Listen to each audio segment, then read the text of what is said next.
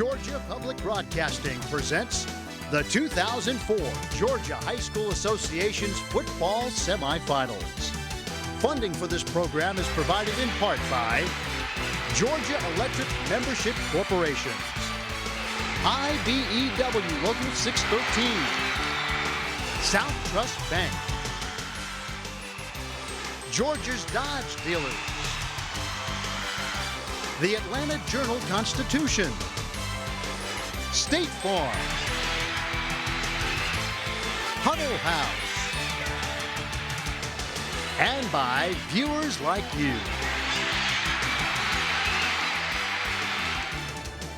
And good afternoon, everyone. Back at the Georgia Dome, more semifinal high school football action here on Georgia Public Broadcasting. David Hubbard and Phil Proctor here with you. Today it's the AA matchup between the Buford Wolves and the Fighting Irish of Dublin.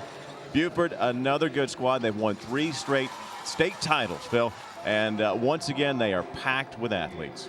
And I'm telling you what, first of all, I'm over my turkey coma, so I should be good for today. You know, when you get to championship ball games, you normally have to have a great defense. But another thing you got to have is great senior leadership, and that's exactly what we've got today.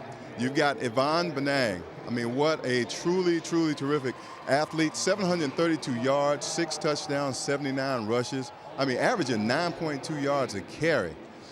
And the other thing that you got to have also, man, is another guy that can complement him, and that would be Mark Standers. Now, this guy is a horse. 138 rushes, 1,271 yards, 25 TDs, and a 9.2 average. Amazing athletes. Dexter Wood's squad has lost 1 game in 4 years, and he talked about this year's team. Our offensive scheme is we're pretty traditional I formation. We only run 4 or 5 running plays, but we'll probably mix it up with a lot of movement, motion, and throw when we have to. We don't like to throw. Running the ball is kind of our key, and when we're being successful offensively, we're having some success running the football. On defense, we're 4-3, and we're pretty well basic with that too. We'll mix up our coverages a little bit, but we're still pretty old-fashioned in terms of having just basic schemes and believing that players win games and not necessarily schemes. And their opponent today, the Dublin Fighting Irish. 3 losses on the year, but 2 of those by forfeit, so they're a good squad. And I tell you, Phil, they've got some athletes too. Well, I'll tell you what, that senior leadership once again, man, and we talked about Coach Holmes and some of the guys that he has planned for him. One of the big guys, Chris Pooler. I mean, this guy is amazing. 1,100 yards, 15 TDs, 157 rushes.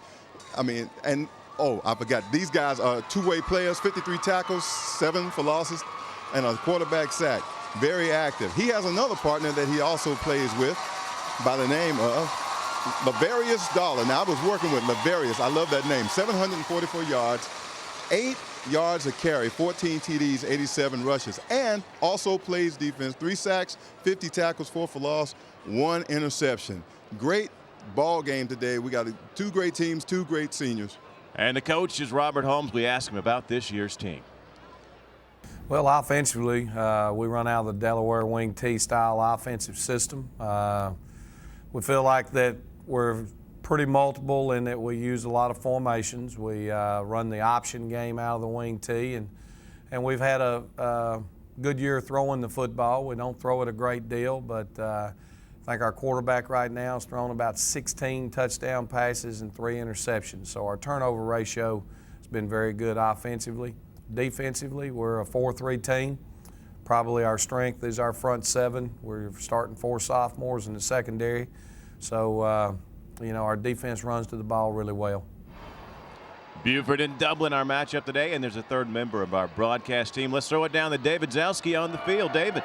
Well, thanks a lot, guys. As if Buford didn't have enough weapons already, we'll turn to the kicking game, where senior Patrick McGlon handles those duties. He's 6 of 9 this year in field goal attempts, including a 42-yarder, 62 of 64 in point-after attempts. But Coach Wood will tell you one of his most dangerous weapons is punting. He has those high punts that hang up there forever. And 4 times last week against Brooks County, he dropped them dead inside the 20. And as you guys know, it's hard for any team to drive that far, that many times against this tough Buford D. Back up to you guys. All right, thanks, David. AA action coming up. Buford versus Dublin. It's high school playoff football here on Georgia Public Broadcasting.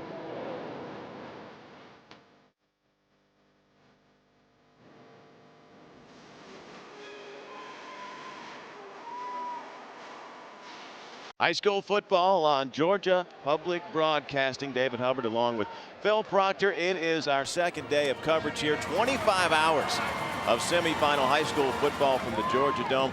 It's the AA matchup here as the high school of Dublin, the Fighting Irish, taking on the Buford Wolves. Buford, in 4 years, Phil, they have lost one game. 56-1 Dexter Woods Club is over the last 4 seasons. So Dublin's got their hands full. And they definitely do. I mean, and Coach Wood has done a great job with that Buford team. And they lost a lot of seniors last year, but they came back. A lot of guys, a lot of heart, just put a lot of hard work in. You know, you got your summer camps they go to and all the workouts they, you know, have to go through, man. But this is a great Buford team.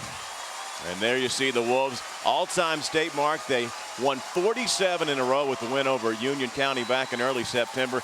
That streak came to an end the next week against a 5A squad from Central Gwinnett, a good Central Gwinnett team. We are underway, and the kickoff is taken at the 4-yard line. Dublin, big hit is put on the return man, and the Fighting Irish will start inside their own 20. That was Drew Griggs on the return. And here comes the offense for Dublin. The quarterback is Ben Cochran, just a sophomore. 670 yards rushing completions for him. 13 touchdowns against just 2 interceptions. And he'll have Pooler and Dollar in the backfield with him. You see Wilcher at one wing, and here is the give to Chris Pooler. Pooler, the 1,000-yard rusher this year. He'll get about 3 yards before he is brought down by Trey Hunsucker.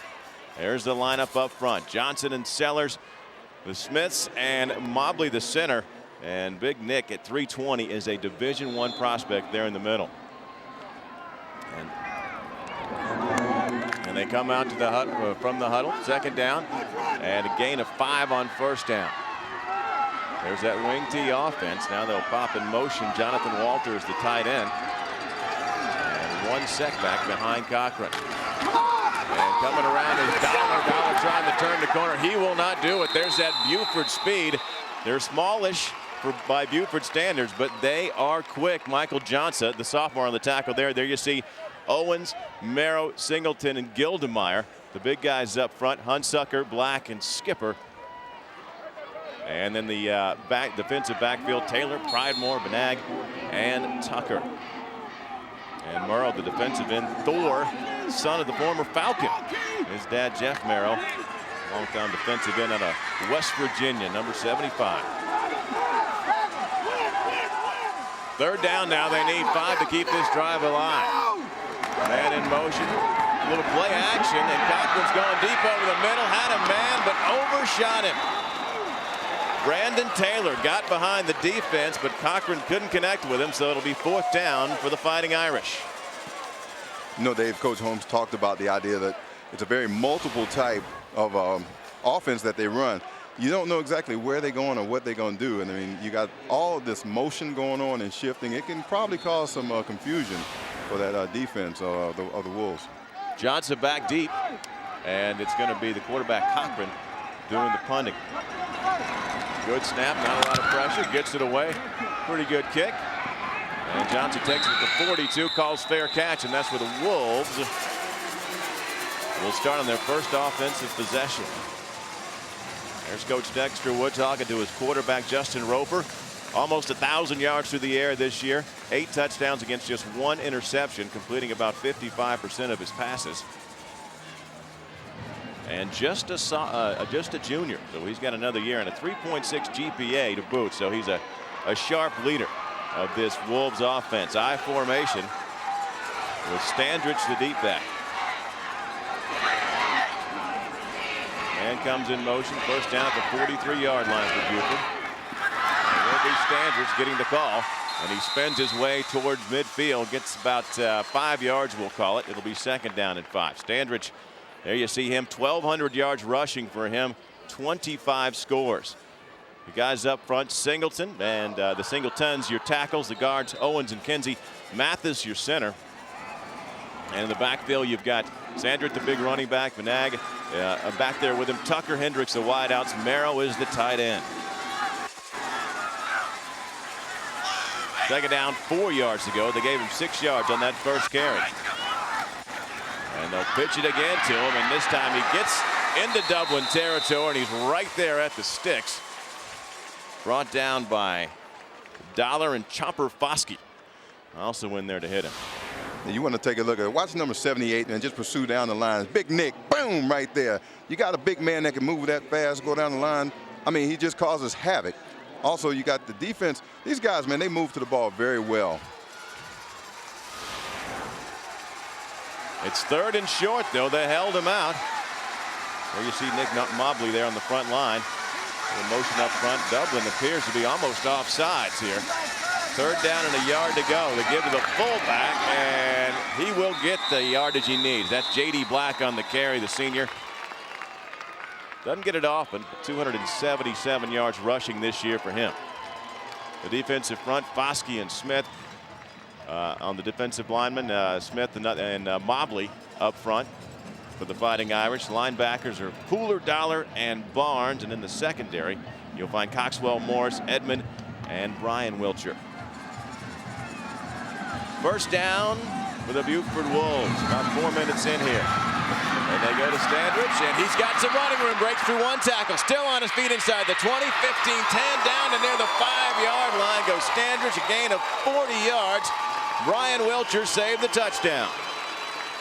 What an outstanding run by Standridge. You know, you look at him, you don't think he has a lot of speed. He runs about a 4.5. When he got out there on that corner, well, nothing you could do. And look at that average per carry, 9.2 yards. He had 245 yards. Watch the cutback. A nice bump out block and by Chase Burnett. Stiff arms one man in the secondary. It keeps going, and there's Wiltshire to keep him out of the end zone. You know, it could be a long day for the my folks over here in Dublin. Standridge is the focal point of this offense. Like I said, against Chattooga, 250 yards he had in that playoff game. Give to the fullback here is a change of pace, and not much doing there. Big number 9, Blake Skipper. And Skipper picks up, and we'll give him a couple yards. Second down and goal at the 6, so he didn't gain anything. You got a very stingy defense over there, man, with the Irish. And they just kind of cut off all the little holes, wouldn't let anybody through. I think you're going to see a lot of that this game. Roper brings him up. Second down and goal at the 6-yard line of Dublin. A lot of motion here before the snap. With the I formation with Standridge, the dot of that I. Now run the sweep with him left side. Tries to cut inside the tackle. Does. And a shoestring tackle keeps him out of the end zone. That was Mobley. They kept him from getting in. Good blocking up front by the Wolves. Everybody just putting a hat on somebody. And there's a hole just developing. Good back. All he just needs to see is a little bit of daylight. Mobley, 320 pounds. The big senior. And some colleges have their eye on him. Standridge has lived up to the billing here. He's got a 40-yard run already, and it's 3rd down and 2 for the Wolves. They stack it on the right side. And the give, Standridge bounces off the line and tries second effort to get there. I don't think he will make it because Nick Mobley was there to meet him about half a yard short of the goal line. Dave, this is what you talk about a goal line stance. The object is who's going to get their pads lower than the other. Defense actually won that battle. They got lower than the offensive line. And Big Nick, that's my hero, man. I'm going to be following Nick all day. The big fella in the middle made the play, and the ball is just about less than a length from the goal line on a 4th and goal for the Wolves. Standridge with Black in front of him, and they'll give it to Standridge, and he gets in there. Touchdown, Wolves. Mark Standridge, his 26th score of the season. This one from 1 yard out, and the Wolves have scored first here, 6-0. Great play on that right side. It almost looked like the defense kind of hesitated, not knowing exactly, you know, if it was going to be a pitch or if the quarterback was going to keep it. Patrick McGlone is the senior kicker. 59 out of 60, make it 60 out of 61 this year. And the Wolves have the early 7-0 lead. Standridge sets it up with a 40-yard run and gets a chance to finish it here. Deep toss, looks for the weak spot and gets there on the right side. As he followed his man Singleton and Owens into the end zone. He's got a lot of bodies flying around there, man. All you do is just make up your mind you're going into the end zone. That's exactly what he did. So Standridge getting congratulations. There's a good crowd on hand here for the AA semifinal match. 25 hours of playoff coverage here on Georgia Public Broadcasting. Had a lot of fun yesterday as Charlton County came out the winner, and that's who the winner of this game will play in the title game for AA. McGlon has it teed up. And back deep, we've got the Wiltshire, Brian and Brandon. Brandon, the senior, number 1. Brian, just a sophomore. Kick is a good one. All the way back to the middle of the end zone goes Brandon Wiltshire, and the Fighting Irish will have to start at the 20-yard line. 8 plays, 57 yards on that scoring drive. Just over 4 minutes off the clock, and Standridge gets the final yard for the points. Wolves with that 47-game winning streak to set the all-time mark earlier this year. Here's the offense. Cochran under center. Man in motion off the wing. They'll give it to the tailback, and that is There's Dollar trying to make something out of it. It's maybe 2 yards. He's stacked up in the middle. Hunsucker and Black got a piece of him. Thor Merrow in there as well. That's good blocking on that offensive line, man. Watch my boy Nick. He gets him up, he gets him turned, and there it is. Doesn't look like a lot, but you know, you start getting 1, 2, 3 yards at a time. I'm just partial to the offensive line. I know you love those old guys in the trenches. Why they got to be old guys, man? Think about you. Oh, okay, thanks. 2nd down and 8, gain of 2. On 1st down for Dollar, he'll go in motion this time, and it's a keeper by the quarterback. Cochran faked it to Pooler and went around right end and didn't pick up much. Defense is there to wait on him. Merrow again on that stop. A very active Wolves defense, also very strong, very stout in there. Pooler, the guy that had 1,000 yards in the regular season, but Dollar has come up huge in the playoffs, over 200 yards against Calhoun for Leveris. 3rd down, they need 4 yards to keep this drive alive. It's going to be a pass and over the head of his intended receiver, Brandon Taylor. Taylor a little slant on the outside, but he was not open. Benag out there on the coverage, and it will bring up a 4th down. Johnson, number 4, back deep again. As you take what would have been a great play had he been able to catch the ball. Would have been, but the Fighting Irish got to punt it away. Cochran again will handle the punting duties. Pressure coming, gets it away. A little bit low. Johnson may have a chance. No, he just gets out of the way. And Dublin will down it at the 44-yard line. Coach Dexter Wood, 10 years, he's already got 116 wins to his credit. And of course, coached a long time at Marietta, had lots of success there as well. You're talking about that senior leadership earlier, man. I think, what is it, Buford has 6 seniors starting, 7. These guys got a lot of playoff experience. They've got 3 titles in a row to show for it. Roper under center. In motion comes Burnett. 4-man front for the Irish. Play action. And he's going to go down. Ball is loose, and it's going to be recovered by Dublin, it looks like. Big hit applied by Chris Pooler. And let's see who has the football. The Irish certainly think they recovered it. But now it looks like that the Wolves stole it from underneath the pile. There you see Pooler with a big hit. Oh, and a great chance for the Irish to cover it, but they could not do it. Chopper Foskey just came in there too hard, slid right over the top of the ball. So the Wolves recover back at their own 39, and it's 2nd down and 15 to go. Here's the pitch outside to Standridge. Breaks to another tackle. Got a block in front of him. Puts his head down, dives across the 45 to about the 41 of Dublin. And Dave, that's exactly what Coach Holmes was talking about earlier. What the concern was, to be able to get Standridge the ball and then to be able to turn upfield and just run over people as well. Not only sweep quick, 2 tackles, then he had his wideout Hendricks in front of him throwing a block, and ends up getting yardage to the 41-yard line of Dublin. Under 4 minutes to play in our first quarter. Wolves up 7-0. Burnett in motion. Roper going to give it to the fullback, and he's got running room into the secondary. Goes Blake Skipper. Skipper, that'll give him 100 yards for the year. He didn't carry it much. Nice move in the early going there to avoid, to use his blocker, and then he gets in the secondary and is finally brought down by Brandon Edmond.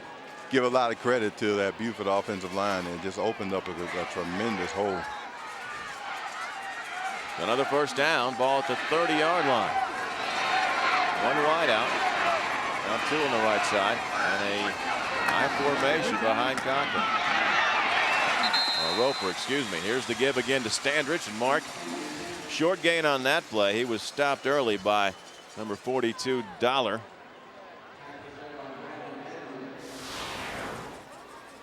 Take a look. Gain of 2 yards. You know, one thing about, we talk about this team in Dublin being young. Well, a lot of the seniors on Buford's team and, didn't get a lot of playing time last year. So you really got a lot of experience as far as senior leadership. But a lot of these guys really didn't get a lot of playing time last year. Burnett on one side, Hendricks on the other. Merrill going in motion here. Now it's Hendricks going right to left. They go to Standridge again. Cuts it back, spins his way towards the 25-yard line. And runs again into Big Nick Mobley, along with Tony Smith, number 59. So you think you're going to be calling Big Nick's number all day? Is that what it certainly looks that way. They need about 3 guys to hold him in check. Look at it. I love his jersey, man. The 78 just goes all over. I mean, that's a man's jersey right there, man. Look at Nick. I mean, yeah. Yeah, it looks like he's holding his left elbow, too. He probably took a shot there. He's got 3 guys hitting him at once. He's still making plays. Third down. They need 4 to keep this drive alive. And a little motion up front, and I think they're going to get the yardage. Brent Smith, the end, just a little eager.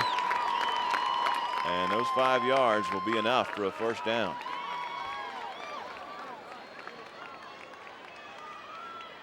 Smith was just trying to get a head start, man. I mean, you got the lights and everything, you got TV cameras on. He was just ready to play.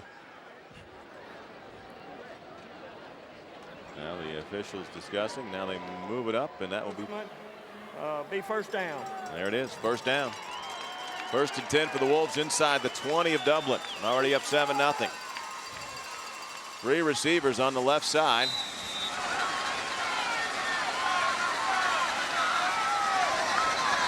Long count by Roper.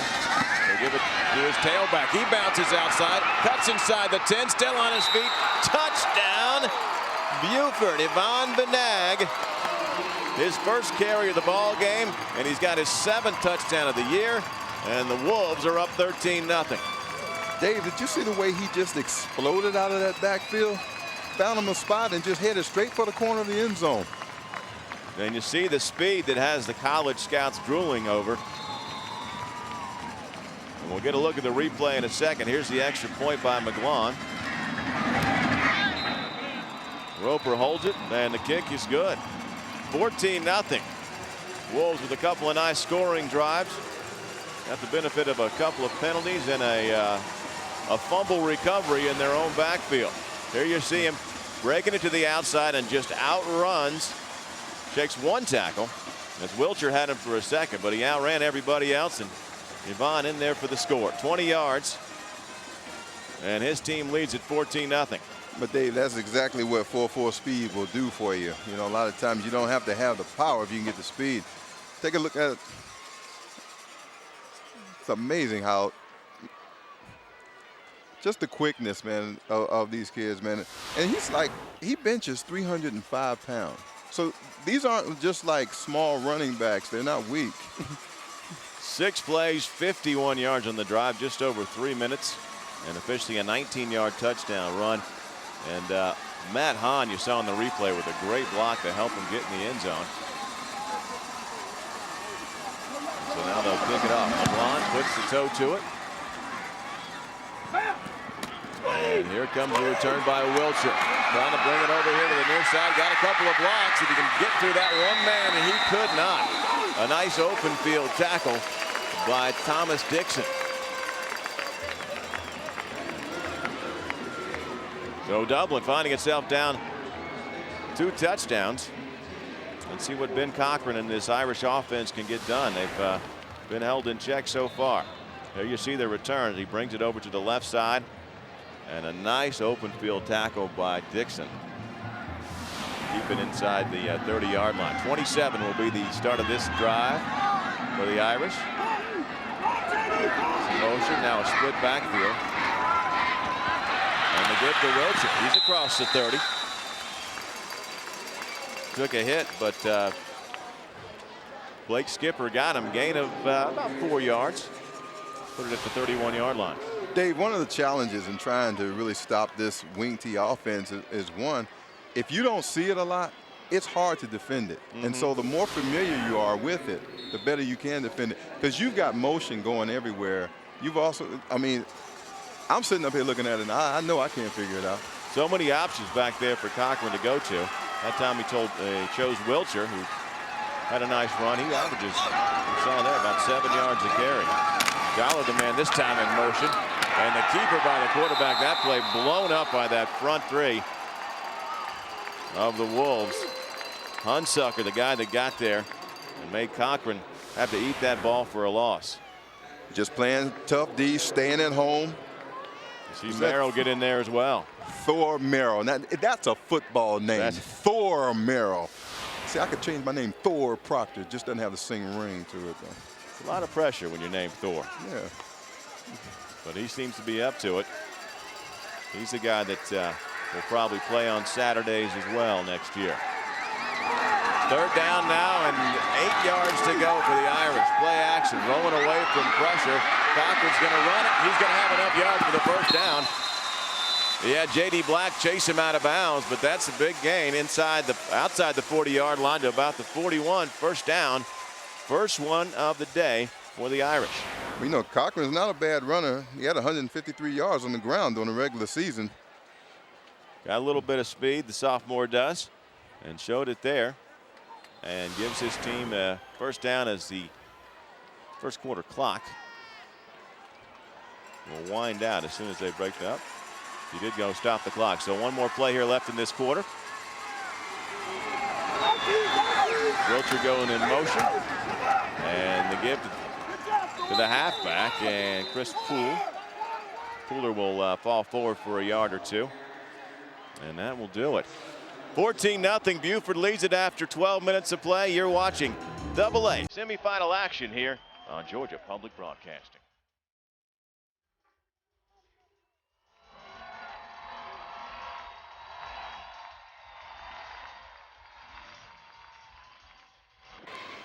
(14-0). Buford leading Dublin after 1 quarter, and there you see one of the freshmen for Buford has stolen the mascot head for the Fighting Irish. That's Demetrius Murray having a little fun on the sideline. Dublin with a tough 1st quarter, but they're on the move here. And a team no stranger to going on the road, Phil. This team came in as the 3rd seed, and they've played away from home this entire postseason. Yeah, you want to talk about how many miles they put on. I got a stat I'll share with you a little bit later. Buford up 103 to 27 total yardage-wise after 12 minutes. There's a pass, and that is complete. Wilcher has it, and he's into Buford territory and has enough for a 1st down. And then a late flag coming in. Brandon Wilcher, 8 catches for 144 yards and a couple of scores for him. But we may have a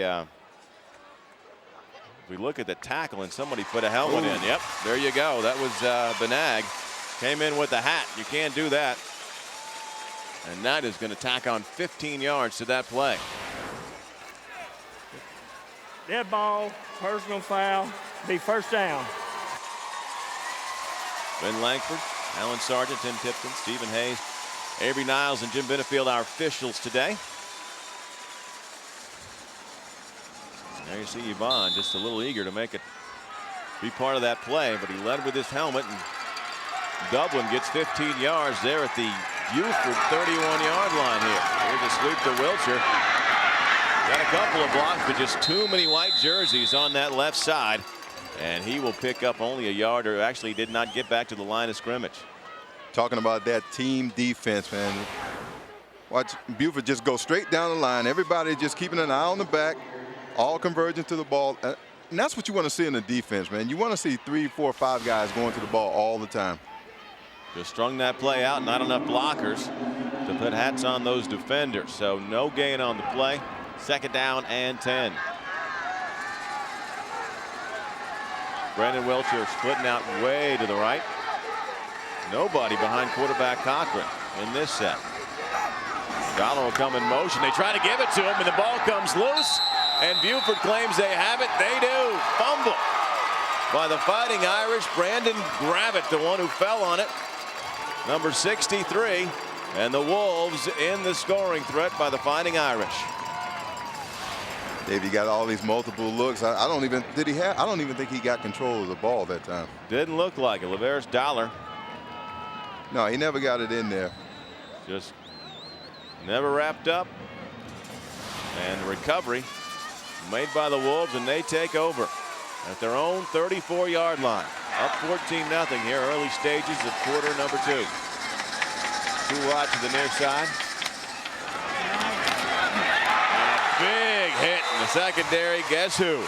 Let me guess. Would his number be 78? You know it. Standrich on the carry, and Nick Mobley unblocked, came through and just blew away that front offensive line for Buford. Look at that. But here's the thing. You have to give, that offensive line is trying to do his job, but you got to give credit to Nick Mobley. This big man got speed, and that's the thing about it. You can't teach speed. He just knows how to react to the football. The guard had pulled out to lead the sweep, and nobody on Mobley. He makes the tackle, loss of 4.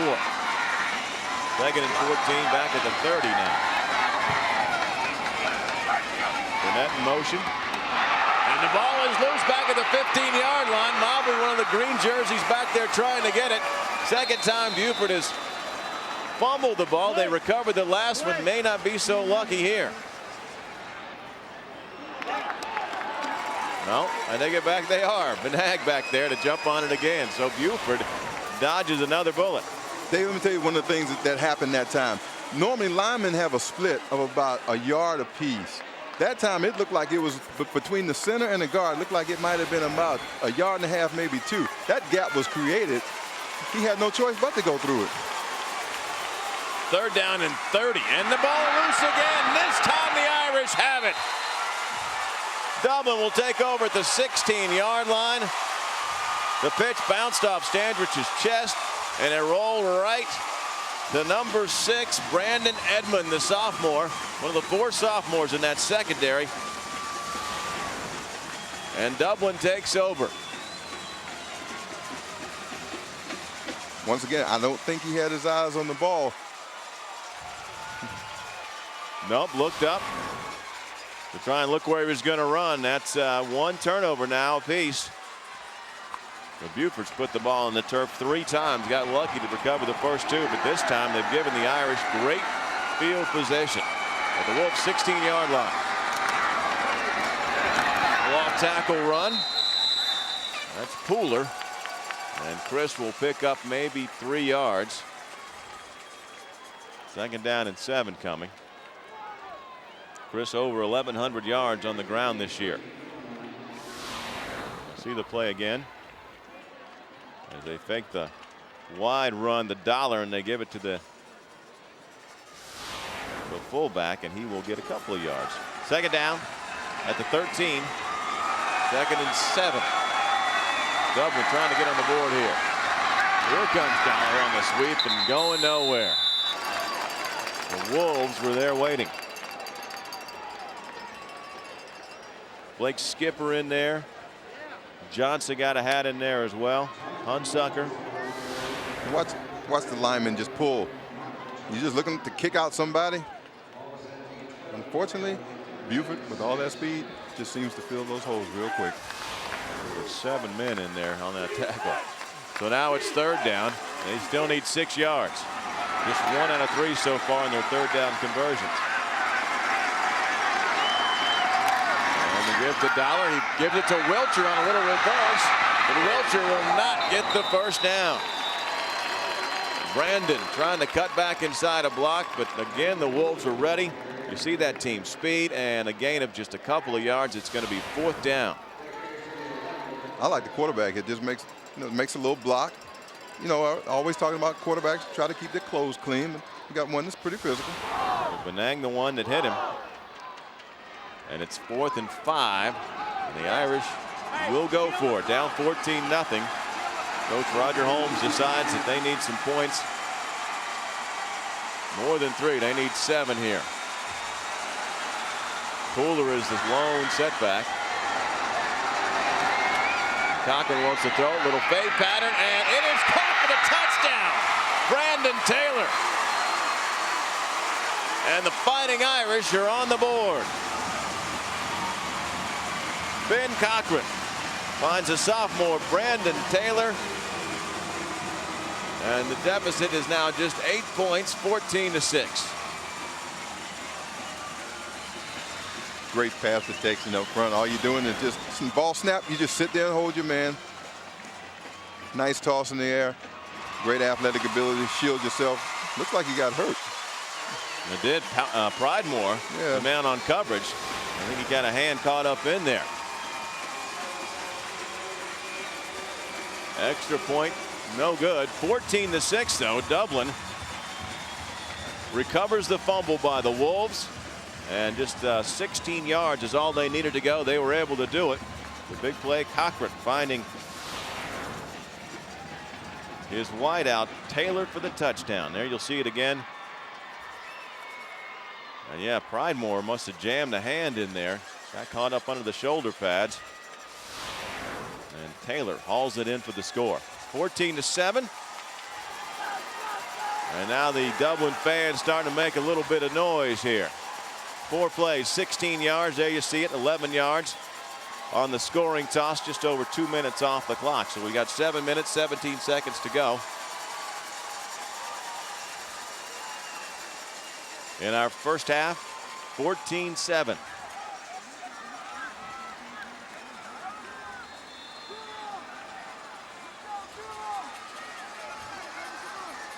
Drew Griggs will be the one kicking off for the Irish. And here we go. To the 10, to the 15, looking for help, and across the 20. Benag still on his feet, still breaking tackles, still alive. 30-yard line. He ran through about 6 arm tackles before finally the kicker able to knock him out of bounds. Dave, there's only one word to describe: elusive. That's about right. Here you see it again. Iban going right side. And that's one tackle. There's another arm tackle. There's a third. Breaks to the outside. A 4th man he shoves off. And finally, the kicker bumps him out of bounds at the 37-yard line. No substitute for speed. So the Wolves, sloppy so far offensively. They've got 2 touchdowns, but they've let the ball hit the turf 3 times, and the fired up Dublin defense will hold Standridge to no gain. Will Griffith leading the charge on that one. It'll be 2nd down and 9. They give him a half yard. You see the momentum starting to shift toward Dublin. Crowd's getting fired up. I know you're getting fired up, Dave. I can tell over there. You have to be here. These Dublin Irish down 14-0. Bouncing back here, taking advantage of a turnover to get on the board. Fullback, that's Black. JD gets across the 45.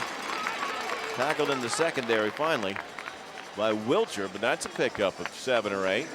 We'll bring up 3rd and short. Watch the great kick out block here, 76. All you got to do is just create a wall. You got a great back. He can find the hole. Great blocking up front. I do like to spend a lot of time talking about that offensive line. They make it happen.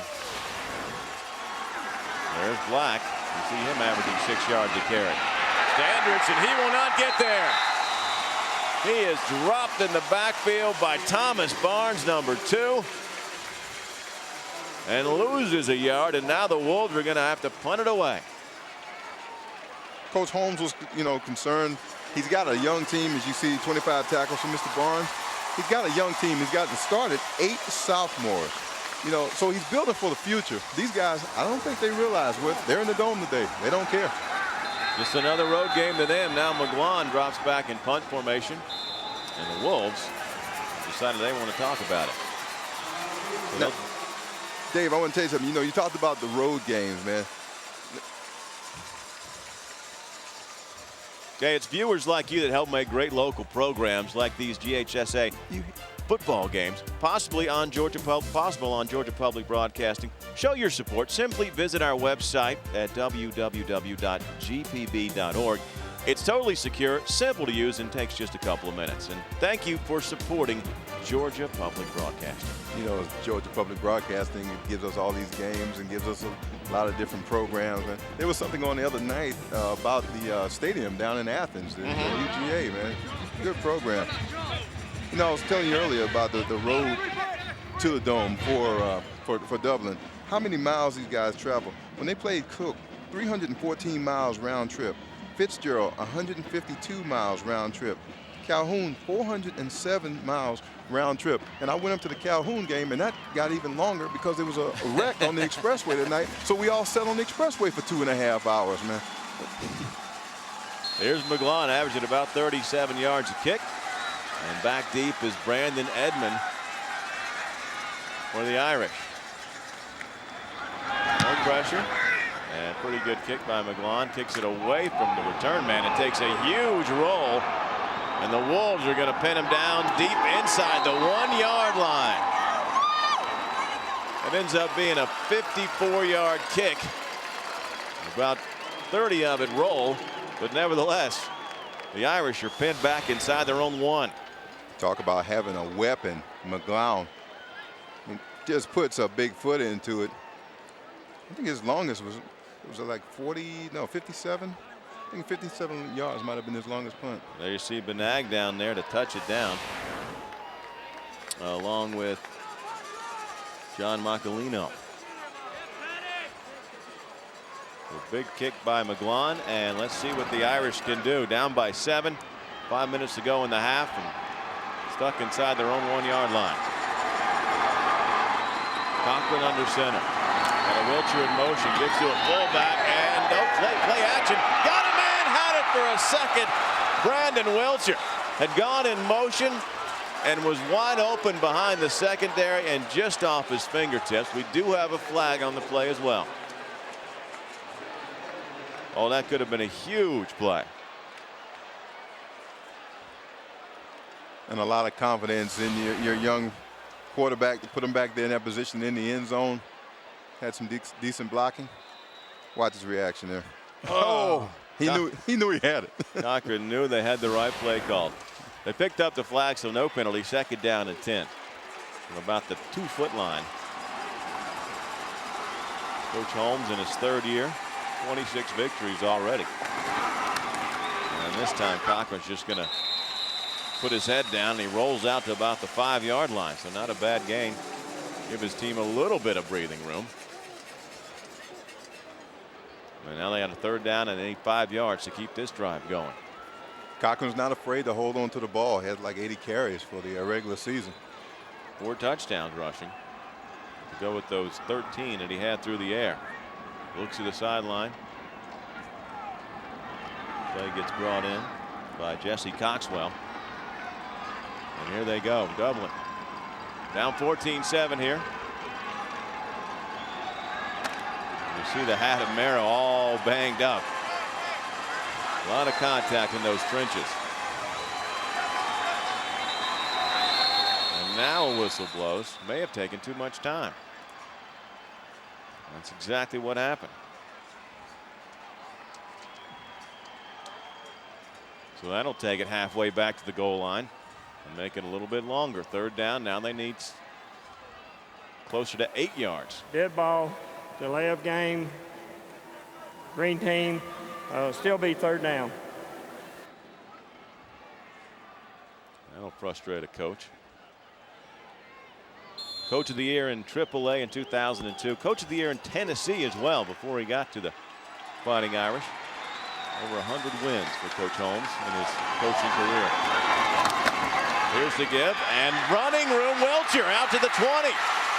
Into the secondary, all the way out to the 30-yard line goes Brian Welcher. Trey Hunsucker, the one that brought him down, but that will give the Irish a first down at the 30. Just an example of what that wing tee can do. Great run. I mean, you got so many, like I said, Coach calls that a multi-dimensional wing tee because there's so many different things you can do out of it. And you just never know who's going to get the ball. Yeah, you saw in that play 3 different runners heading toward the quarterback. Wilcher's the one that gets it and picks up 27 yards. Here he goes again. This time, though, the Wolves are there waiting. Number 34 is Trey Hunsucker, and he tackles him for a loss.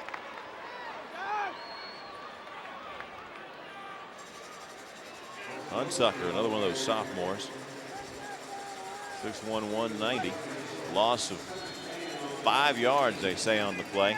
Second down and 15. Now, Dave, there's only 3 minutes to go to the half, but I noticed a lot of Buford players starting to put their hands on their hips.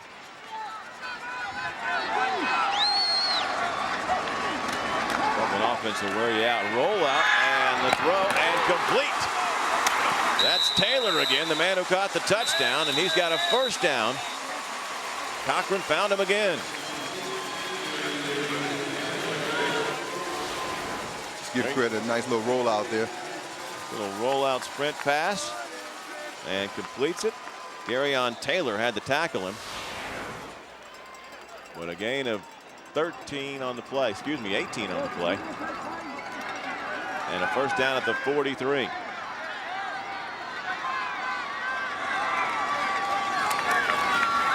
Makes the handoff, wants to throw again, got a man, and did he get it there? He does. And guess who? Brandon Taylor, his favorite target, got his 3rd catch of the day. Garyon Taylor again on the coverage and the tackle, but another first down for Dublin. Seems like Dublin's starting to get the momentum going. Nice throw, too. Good concentration on the catch. Yeah, 20-yard out. Takes an arm to do that. Ball now at the Buford 45. A little Statue of Liberty handoff, and the give goes to Pooler, and Chris picks up some positive yardage to about the 40. Now you see him hold it up, come back around, and give it to him on the delay handoff. You know, growing up, what do we call that? Statue of Liberty? That was what it was called. That was back in the day. Hold it up like Lady Liberty, like a torch. And we got a timeout on the field. Second down and 6 coming up for Dublin. And they have started this drive inside their own 1-yard line. They're now at the 41 of Buford. And it's been the passing attack, Cochran to Taylor, that's kept this drive going. You know, Buford's got great motivation here. Dallas left, We 271. take a listen to Coach Holmes. Okay, let's get the first down, go 2-minute old. Dallas left, 271. Let's quickly send it You down got to me? David Zelski on the sidelines. Yeah, I'm checking out Matt Pridemore here. He already had a shoulder strap on, so he'd had that shoulder dislocated before. He doesn't know what happened in that touchdown play, but evidently it came apart again. Trainer said he's not going back in. He said, we'll see what happens. Back up to you. All right. Thanks, DZ. And there you see Pridemore disappointed. Wants to get his team another state title, but it looks like he might be done for the afternoon. Second down, 6 to go. Cochran again. This time it's Welcher who catches it, makes a move, and gets inside the 30-yard line. Hunsucker had to come in and make the tackle. Brandon Welcher, the senior, makes that grab. puts a nice move on Garyon Taylor and gets another couple of yards. Now we got a flag dropped in the secondary. See what that is.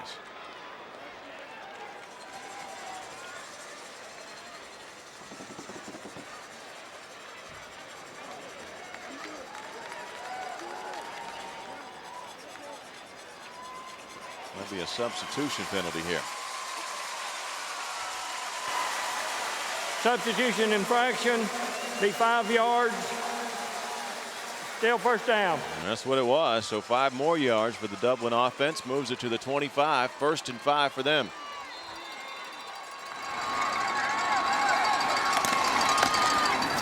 There's a give to Pooler. Pooler dragging tacklers to the 20-yard line. Ryan Gildemeyer helped out on that stop, number 56. Just short of a first down, 4.5 yards on the carry. Final 90 seconds of the half. They're going to throw it, and in and out of the hands of Brian Wilcher. You know, Dave, you start running a little variation of a 2-minute drill. It can take a lot out of your defensive players. As we see the throw. Ooh, oh. That one was hot coming out. I don't know. You know. Wilcher just couldn't get his hands up there in time. It's 3rd down. They need about half yard to keep this drive going.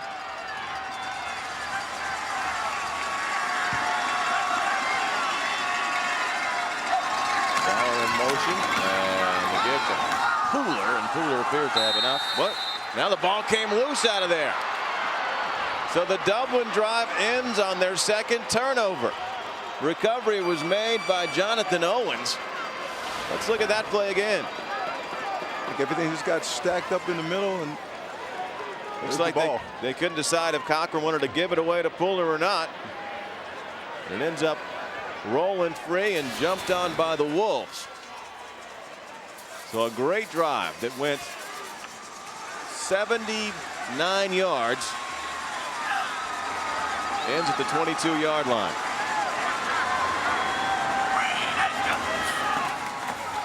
Buford on the attack again. There's Standridge rather, and he gets nothing.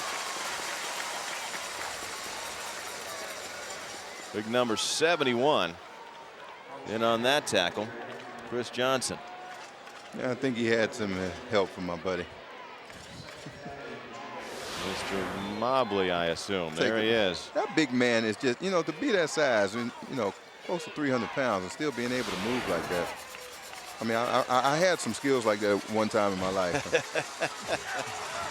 I know you never weighed 320, though. Close. 2nd down. They lost a couple. 2nd and 12. And there's the fullback Black, and JD can't get anything done. He's dropped in the backfield. Brett Smith, the one to hit him there. Now we're down to our final 35 seconds of the half. And with a 3rd and 12, Dublin sees a chance to maybe get the football back and do something with it. Smith makes a great play, just shedding the blocker that was on him. 39 tackles, 3 sacks, and a junior. How would you like to have him coming back next year? He will be one of the leaders of this team. 3rd down, watch the screen. Year. Don't get suckered in on the pass set now, all right? Hey, if they turn you loose now, watch the screen, all right? All right, we're done. 3rd down and 12. Okay? Let's go base, saw. Base, saw. Cover 2-3. Base, saw. 2-3. Give me a twist out of my own.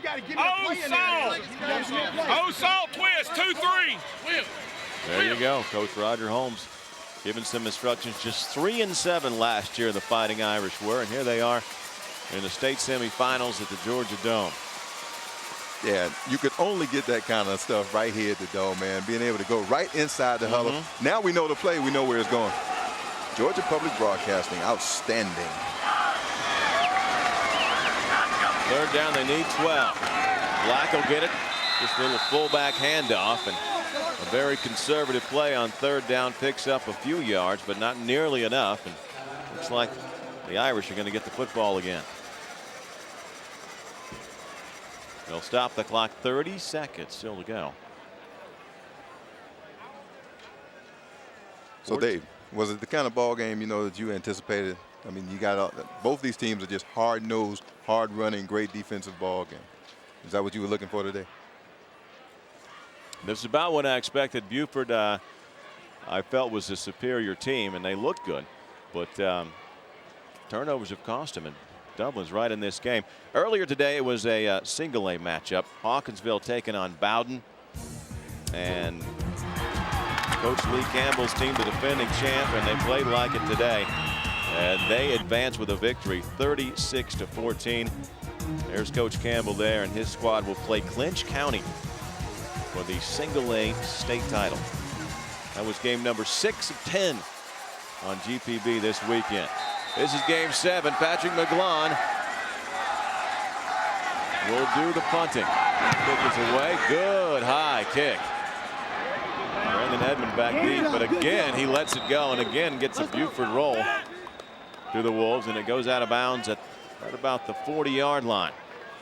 10 seconds burned off the clock, so they have 20 seconds, the Irish do, to try and do something here.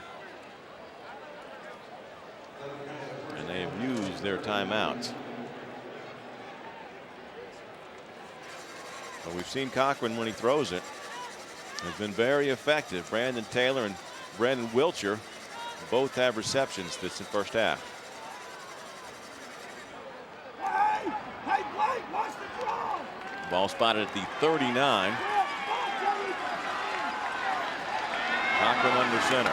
Send Wiltshire in motion, roll out right side. Fires. That ball was partially tipped.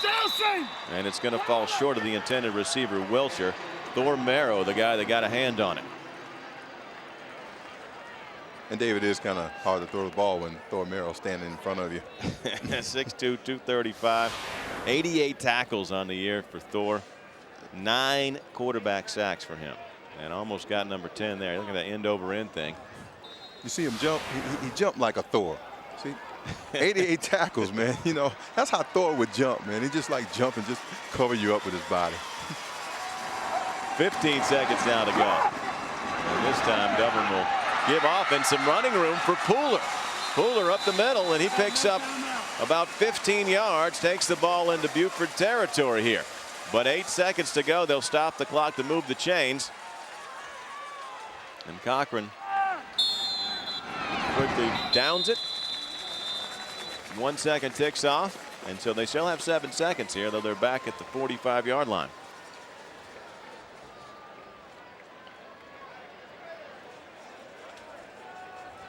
So let's see what they want to do. Justin Miller is the kicker, but they're not even close to his range. And again, they don't have any timeouts. A first down would stop the clock until they can reset the line, but probably not enough time for them to get in field goal position. So here's Cochran. Let's see what he does on this final play of the half, which most likely it will be. Rolling. Pressure coming from behind. Merrow almost hit him and did, and this ball is going to be picked off. Here come the Wolves the other way. Michael Tucker has it. Cuts back, gets a couple of blockers. Tucker down to the 40. Tucker at the 30, 25. Late flag coming in back in midfield. Tucker with a huge return to end the half. So Dublin fortunate that he didn't. The Tucker unable to score. A couple of injured players, and then we still have to sort out what happened with that flag. Because we may have some more plays here.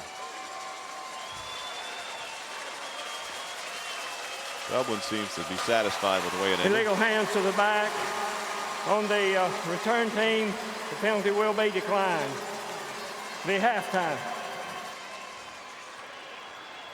So that was that. Half ends on an interception return with a penalty. Nice return by Tucker. But Dublin giving it one final shot, throwing it downfield.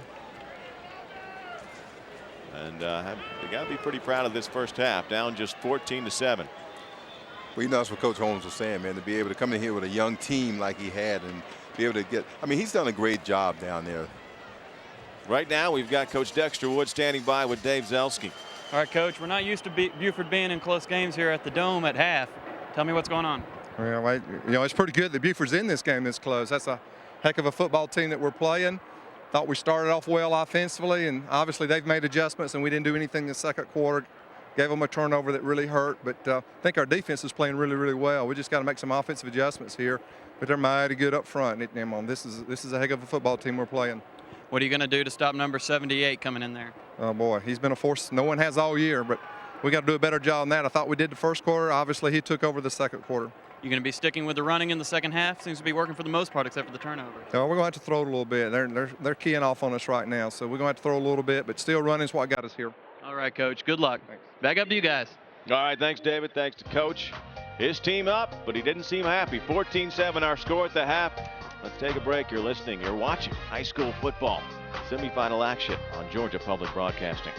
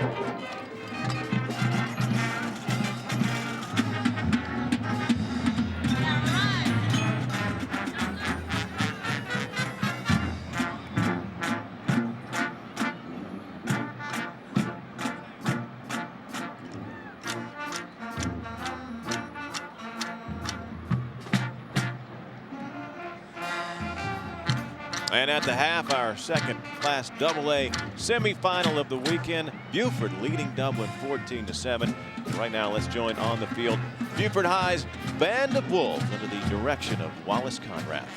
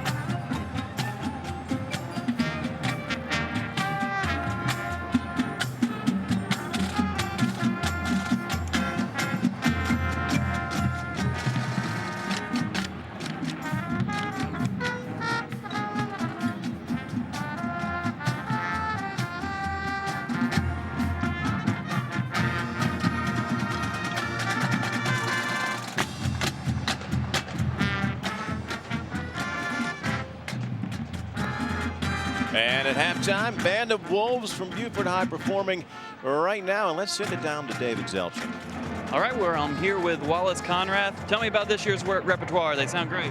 This year, our show is called Road Trip. We're featuring songs from different cities around the United States. All right, well, there was a little trip involved in coming up with this, involving your wife. Tell me about that. Right, every year in late January, we go to the Georgia Music Educators Association Convention in Savannah. And to spend our time between Macon and Savannah, we usually brainstorm some ideas for our shows every year. And this year, this road trip show came to mind. You guys have some awards. Tell me about that. Yes, both of our competitions this year, we won first in class with our band, and our second competition, first in class in all areas. Well, there was rain all week up in Buford, at least that's what I think. Yes. Well, what's it been like practicing, and did y'all have enough space for all this band? Oh yeah, it's okay. We've had rain every Thursday during the playoffs, and so we've usually had to practice Friday afternoon before a game, and this morning we did the same thing, practice before we came up here. They look like veterans of the Dome. They're calm and collected. They're used to it now, aren't they? We sure are, and we love doing it. It's a great tribute to our football team and our entire school and community. Thanks a lot, Wallace. Thank you. All right, back up to you guys. All right, thanks, David Zelski, and thanks to the band director, Wallace Conrath at Buford High. We'll take a break. We'll be right back with more halftime activities. You're watching high school football on Georgia Public Broadcasting.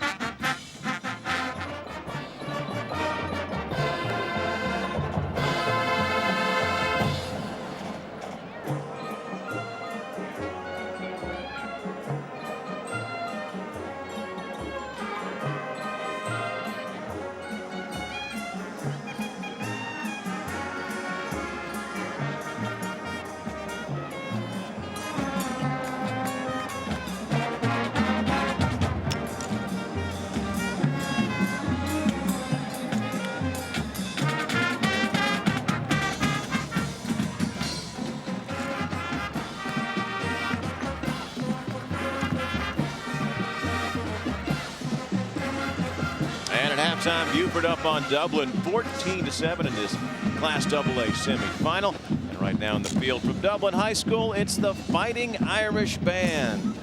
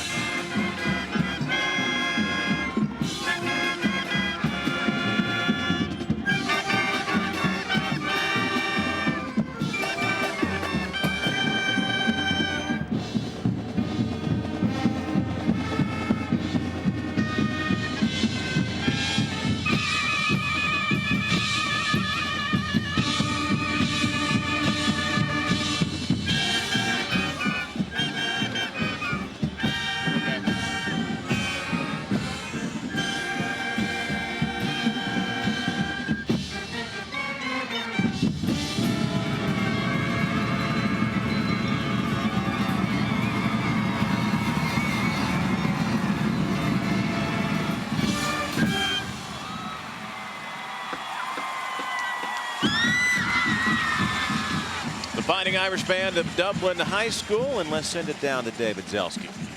Well, I'm here with Lewis Foster, band director. Tell me about this repertoire we heard today. They sounded wonderful. Thanks, sir. It's called Rhythms of the Night. It's got a little bit of everything from the Doors, Peace Frog, Lover of Manley, Rhythms of the Night, Moulin Rouge, to Big Noise from Winnetka. It's a real fun show. The crowd always likes it wherever we go. Well, I heard there was a little problem in the rhythm actually getting to the dome today. Tell me what happened. Yes, sir. We had a little problem. One of our buses didn't show up, so we're a little late. And then one of them decided to pull over by the side a little bit and have a few problems. But thanks to quick thinking by our driver, we made it anyway.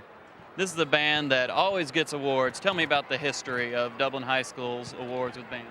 Well, this is my first year as head band director, but the band this year made, I think it's 27th and 28th straight Superior that it's made in marching band, so it's got a long, proud history. In fact, our former band director from a year or two ago is here watching them today, Mr. Kerry Rittenhouse. How excited were your kids to play in the dome today? Oh, listen, they've been shooting for this for all year. 2 years ago, they were up here, and they say this is the greatest experience they've ever had. Well, that's wonderful. Glad you're able to experience that with them. Thanks. Okay, back up to you guys. All right, thanks, David, and thanks to Lewis Foster, his band performing today. Let's take a look at some of our first half highlights. 14-7 the score, and Buford scoring first. This play, Mark Standrich, a 40-yard run. They bring him down inside the 10-yard line, and that will set up the first touchdown, and Standrich will get it from a half a yard out, and he takes it in. Extra point made it 7-0. And then Ivan Benag scores the second Wolves touchdown. This one around the right side, 19 yards. Another extra point, 14-0. But then after a Buford turnover, Dublin gets the football and a touchdown pass from Ben Cochran to Brandon Taylor. Extra point good. 11 yards on that score, 14-7. Dublin down to Buford. Look at those first half numbers. Passing yards, 0 for the Wolves, 62 for Dublin, and they have more yardage, 141. They also have 3 turnovers, though, Phil. And that's the number that we're going to be focusing on, turnovers. Time of possession is about the same. You know, they got to come out of here, basically, just get themselves recomposed. Buford knew they were going to come out and being very physical, and that's exactly what we need to be looking out for in the second half. Let's send it down the field. Roger Holmes standing by with David Zelski. All right, Coach. Pretty close in the first half. Tell me what you got to do in the second to pull this one out. Well, we've got to be more physical. We've got to tackle better. I thought we picked up our tempo a little bit as the half went along. They're certainly a great football team. We knew that coming in. Got to maintain our composure, hang on the football on offense, hit them in the mouth on defense. Well, you told me it was going to be their strength, run offense, against your strength, run defense. You're causing fumbles, but they're also getting some big plays. What's happening here? Well, I just felt like early in the first half that we didn't do a good job of putting our head across in front of their running backs and tried to arm tackle. You don't do that against their talented people. Thought we got a little better with it as the half went on. Hopefully we got it corrected at halftime. We'll play a little better. You said that Ben Cochran, sophomore, is the kind of quarterback that won't lose it for you, kind of the Trent Dilfer type. Has he got to be the kind that's going to win it today? He may have to. They're doing a great job of defending our running game, and we got a lot of confidence in Ben. We think he'll do a good job. All right, good luck in the second half, Coach. Back up to you guys. Thanks, Dave. Coming up second half, you're watching high school football on Georgia Public Broadcasting.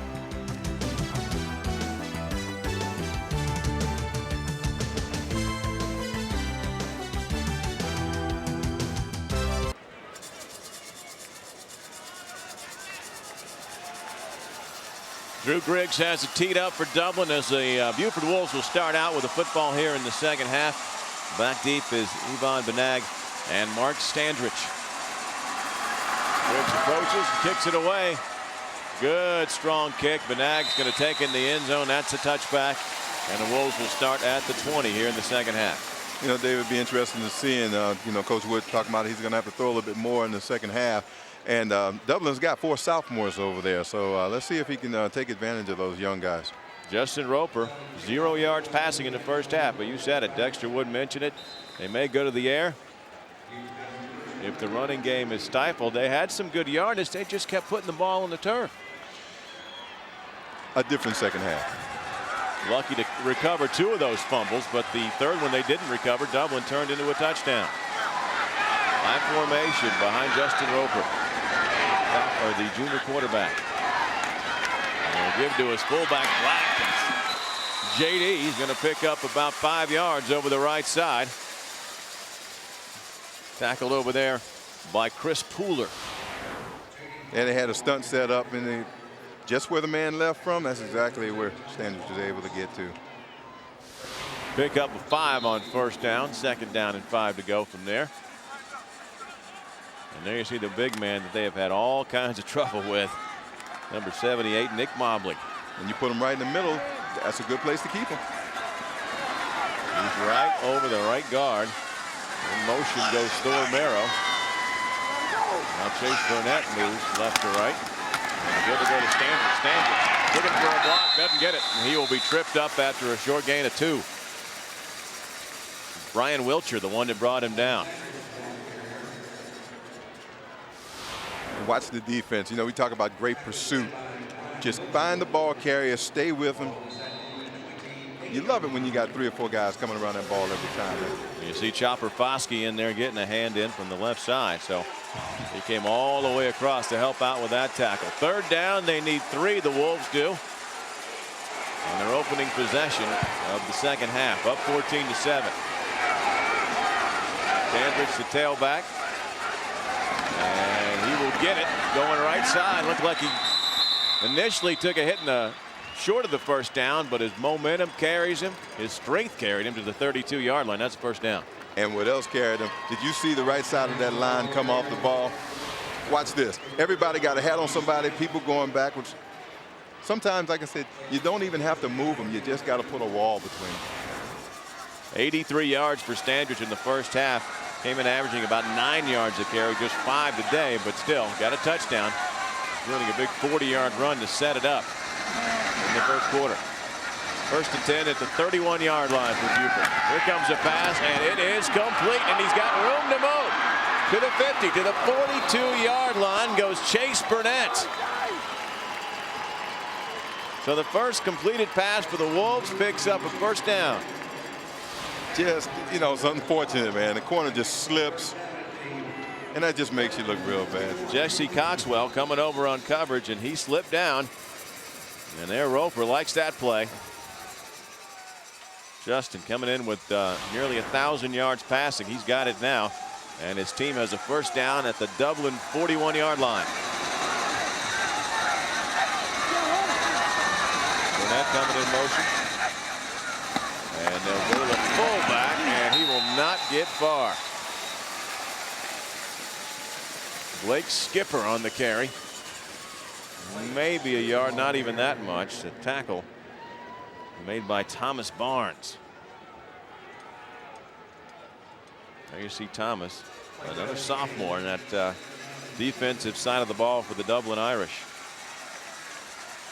Dexter Wood, 3 state titles in a row. Going for number 4. There's Dandridge on the pitch, and again Dublin there to meet him. Another short gain. It'll be 2nd or 3rd down and long. That was Brandon Wilcher. Just some great licks being passed out there. You can just hear it. Oh yeah. There you see Wilcher one-on-one with Standridge and able to bring him down after a gain of about 1.5 yards. 3rd down and 9. 2 wide out to the near side. Offset eye. Standridge is the tailback. Long count by Roper. He wants to throw. And he completes it. And this will be enough for a first down. 2nd effort by Hendricks. David Hendricks, a sophomore, fighting through a tackle and gets it all the way down to the 27-yard line. Take a look at it. You know, if you're sitting at home, you can probably catch this ball. Throwing it right at us. And you see Coxwell over there trying to make the tackle. But 2nd effort from Hendricks, and he picks up enough for his first down. So the Wolves keep the drive alive. They're now at the 27-yard line of Dublin, trying to add to their 14-7 lead. Hendricks all by himself in the backfield. Hendricks goes in motion, and he'll get it. Mark steps over a couple of tacklers. Marks in the secondary inside the 10, still working his way to the 6-yard line. Goes Mark Standridge. Another big gain for him. Brian Wilcher saved the touchdown. Coach Holmes talked about Standridge. Say he's the kind of kid that if he has to run through a wall, he'll do it. Look at him just step over people, just running. I mean, talented, very talented back. Approaching 100 yards now is Mark Standrich. And he set his team up again on a 1st and goal at the 6-yard line. High formation. Standrich stays in there as the deep back. Roper will pitch it to him left side. Mark picks on a tackler and gets it inside the 2-yard line. Brandon Welcher is the one that kept him out of the end zone. Just some great hard running by Standrich. Just lowers the head. Gets it down inside the 2. 2nd and goal for the Wolves. Just 1 loss in 4 years. That to a 5A team, Central Gwinnett. It's into their 47-game winning streak. They give to Standrich, and he will go in standing up. Mark Standrich with 2 touchdowns today. And the Wolves extend their lead to 20-7. And give a lot of credit to that offensive line and Standrich. I mean, just to be able to take the load on your shoulders and go ahead and bring that ball into the end zone. There you see Mark Standrich, the 5'10", 190-pound senior, over 1,300 yards rushing. Here's McGlon on for the extra point, but we have a flag will slow things down. McGlon 60 out of 62 on the season. 61 out of 62, excuse me. Missed just 1 this year. Encroachment on the green team. That penalty is declined.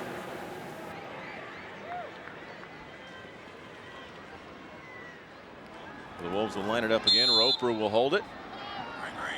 Snap's a good one. And so's the kick. 21-7. Buford on top of Dublin.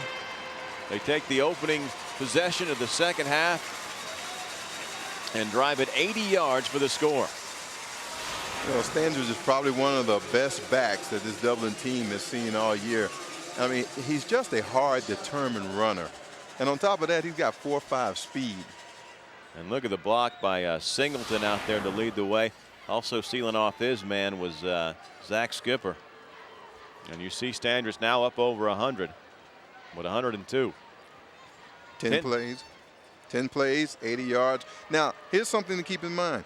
They took 4 minutes and 43 seconds off the clock. That's good ball control offense. That's something that I'm sure Coach Holmes wasn't expecting. Look at that lineman. They just wall off everything. You know, you just cannot be good blocking. And once again, I'm pretty partial to good blocking since I didn't do much of it. I think George Rogers would beg to differ. I'm sure he would. Big Phil leading the way at South Carolina for George and his Heisman Trophy. Here the kick is away. And let's see what Dublin can do on its first possession of the 2nd half. Wiltshire looking for a block and runs right in the number 22, Thomas Dixon. Dixon fights off the blocker and drills Wiltshire at about the 14-yard line. Hey, take a listen to this, Dave.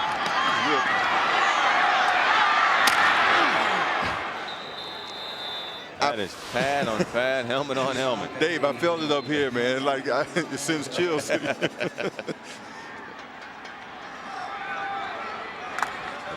you have the champions. Hawkinsville has another chance. Buford trying to make it 2 in a row, or trying to make it 4 in a row.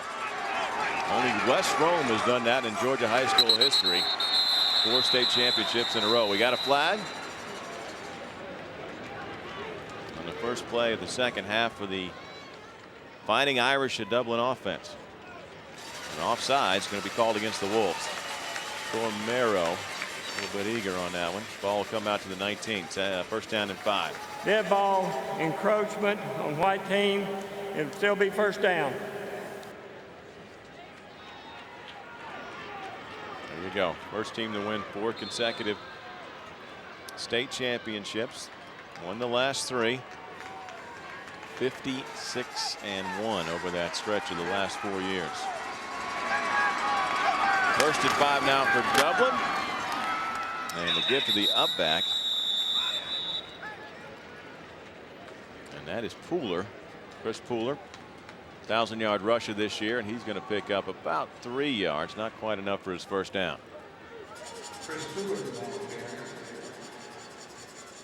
Pooler and Dollar, the focus of this Dublin offense. But it was a passing game in the first half that really got him going. Ben Cochran and Brandon Taylor getting together 3 times for big plays. Cochran under center on a short second and 2. And he will give it to Pooler again. And this time Chris appears to have enough for the first down. And give credit, Dave, to the big nasties up front.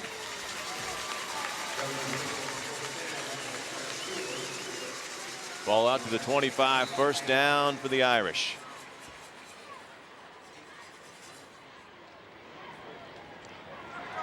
Okay, the third seed out of Region 3 in AA had to go on the road for all their playoff games and came out victorious every time. They're here in the Dome.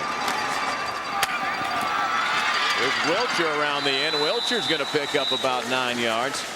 That's the younger of the two, Brian Wilcher. Blake Skipper and Michael Tucker combined. Take a look at the cutback there, Dave. You love it. Start out, just cut back up inside and lower the head. Got a nice kick out block from Tony Smith. Give him 9 yards, 2nd and 1.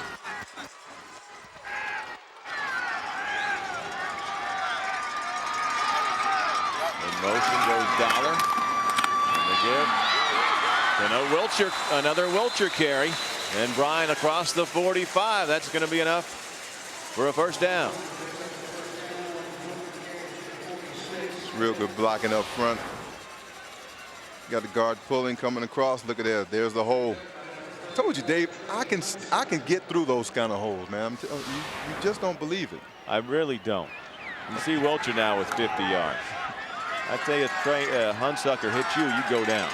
Wilcher able to step through that tackle and pick up enough for the first down. They're at the 46. Looks like Cochran wants to maybe change the play. Dollar in motion and took too much time, I'm afraid.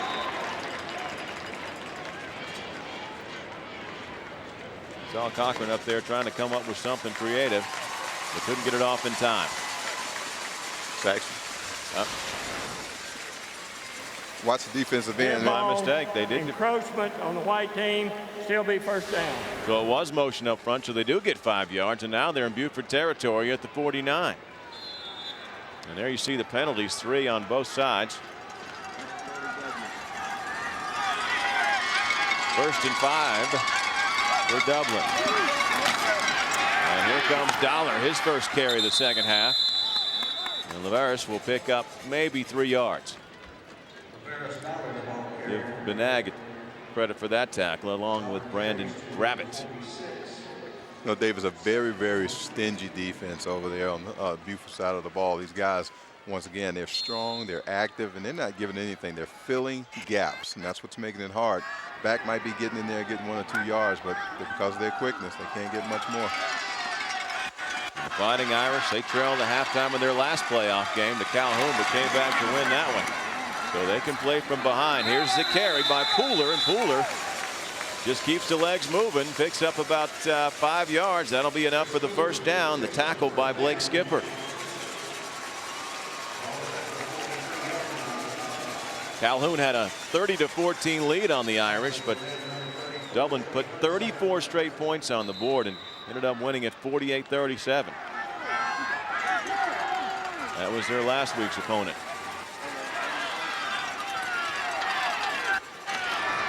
Here's the give to Dollar again. Room to run into the secondary. Goes Varus Dollar, and he's inside the 30 of Buford to the 29-yard line.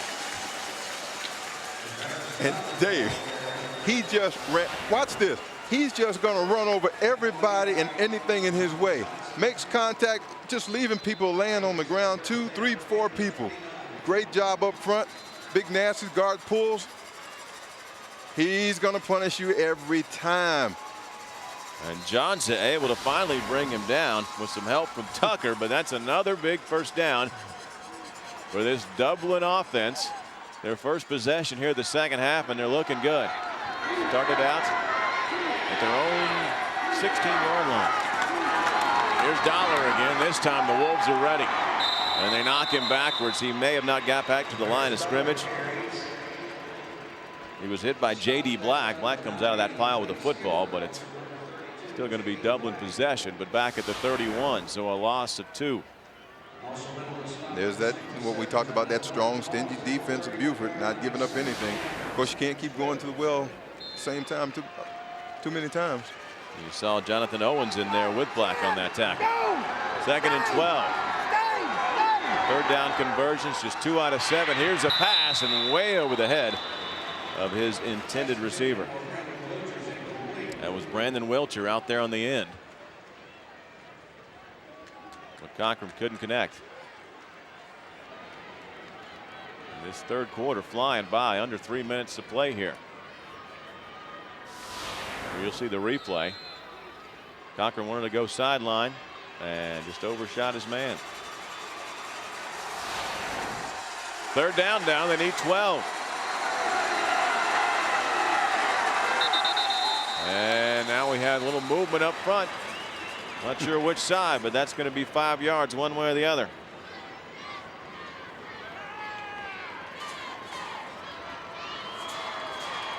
Motion on the Irish.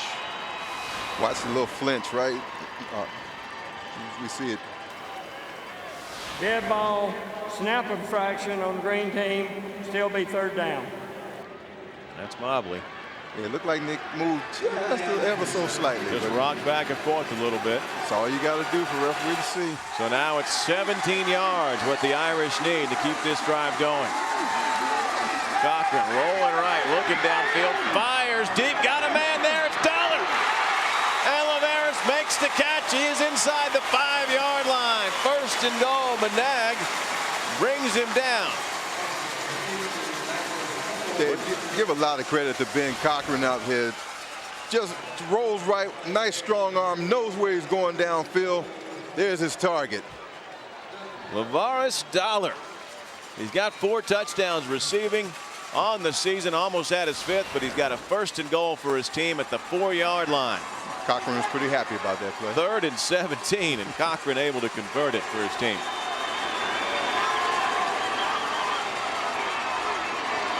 Fuller, the lone setback. Dollar going in motion. And Dollar will get it, and he will get in the end zone for a Dublin score. Lavaris Dollar from 4 yards out. He got him close with the catch. Takes it in on the ground, and it's 21-13. Unbelievable burst of speed.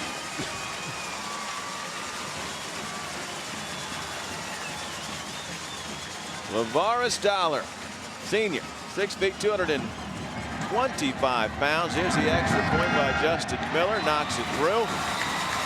And the Irish cut that Wolf lead down to 7, 21-14 with 2 minutes and 23 seconds to go here in the 3rd quarter. Let's watch that play again. Dollar in motion. He'll get the short handoff, turn the corner. Got a big block. It looked like Chris Johnson had a hand in there.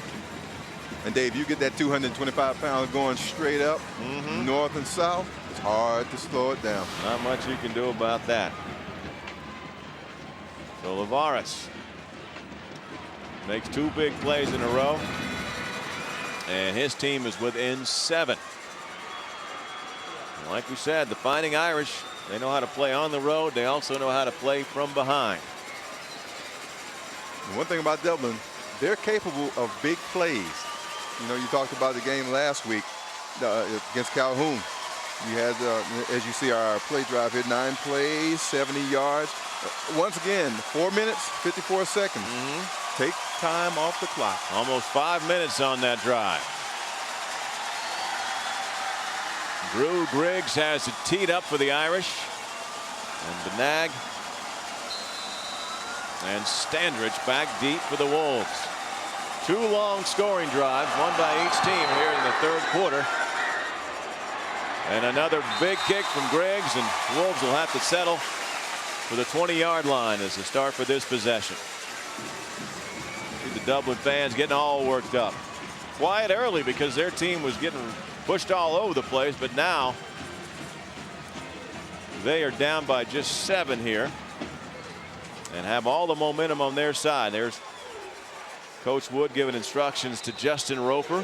6'5", 190 pounds is the junior QB. David, it'll be interesting to see if they come out this series keeping the ball on the ground, or if they're going to go to the air with it. Wolves with 18 straight postseason victories. Burnett in motion. Roper. And he gave it to Standrich, and Mark led by a wave of green and yellow. Led by number 6, Brandon Edmond. Good defensive surge that time by the Dublin defense. Everybody just closes down, put a hat on somebody. There you see. Got Pooler in there. Brett Smith got a hat on him as well. And now it's second, gain of 2 on that one, so we're 2nd and 8. Offset eye. We're gonna have a pass, and a great catch from behind. David Hendricks had to reach back for that one. Roper found a little seam, got it to him, and it's going to be a first down for Buford. And as you notice, Roper can just stand in the pocket. Great blocking up front. And at 6'5", you know, you can see over everything. Great catch. Hendricks, his second big catch of the night, and that's a first down for Buford at their own 34-yard line. Hendricks comes near side. Roper barking out the signals. First down. It's the fullback. That is Benag. Move on this time. Brett Smith there to hold him to about a 2-yard gain. Not even that. Give him 1. Vaughn scored 1 touchdown in the first quarter, a 19-yard run, but didn't get much on that carry.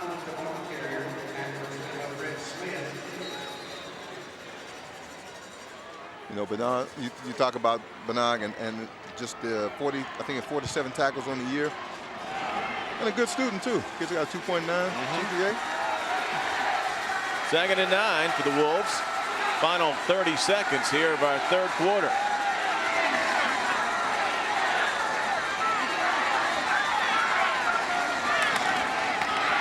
Dandridge, short gain.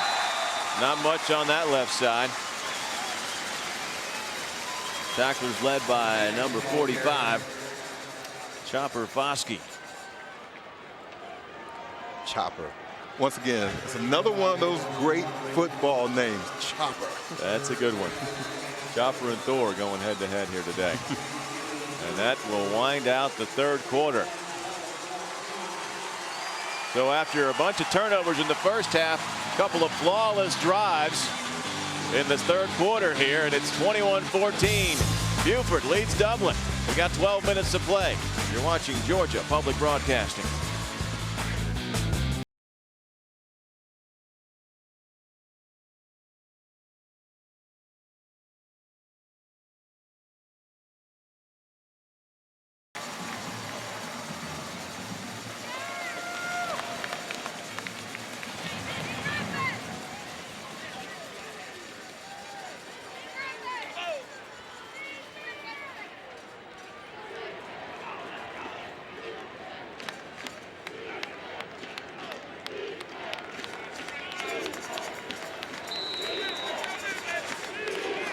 And we're all set for the fourth quarter here. David Hubbard along with Phil Proctor, and the Buford Wolves up 21-14. They've got the football. Facing a third down and 8 yards to go at their own 37. Hendricks going in motion. Another pass, and this one will be nearly intercepted. Tipped away at the last minute by number 8, Jamon Morris. Again, the intended receiver was Hendricks, but Roper couldn't connect with him on that one. Great timing by Morris, too. He sees the pass coming. Just able to get that hand out there at the last minute. There you go, makes a great play. Good 4 save. sophomores, Bill, in that secondary for Dublin. So they'll have to punt it away. Pat McGlone in again. High kick, a little bit short. And this time the ball's going to bounce backwards. Got a couple of great rolls earlier, but that one, Tucker taps it at the 45, so that's where Dublin will take over. Early this year, we talked to Coach, or this week, we talked to Coach Holmes about this year's Irish team. This year's football team, I think the thing that's special is we only have 5 seniors on our football team total, and those guys have done a great job of leading this football team. They're the backbone of the team. We started an enormous amount of sophomores. I think we're starting 6 on defense, and we're starting 5 on the offensive side of the ball. So I guess the special thing about them is their desire to show up to work hard every day. And they are working hard here and to start the fourth quarter. Brian Wilcher on a carry, and he's going to pick up about 6 yards and get the football into Buford territory. You know, Dave, I was talking to Coach Holmes before the game, and you can just tell when you talk to him about his team and about that community down in Dublin, man, he just has so much fondness for those folks, and he loves these kids, man. His 3rd year coaching the Fighting Irish. 26 wins already.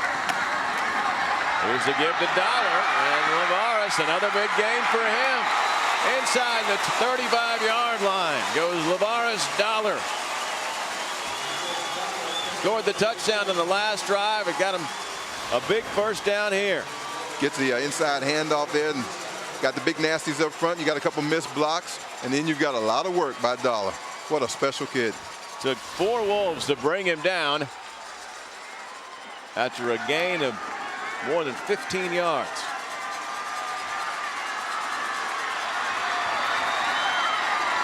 First down for Dublin. Dollar gets it again, trying to turn the corner and cuts it back inside the 30. Stays on his feet. Lavaris Dollar's going to take it all the way for a touchdown. 33 yards on the scoring run for Lavaris Dollar. Dave, the only word comes to mind is sensational. What an outstanding athlete.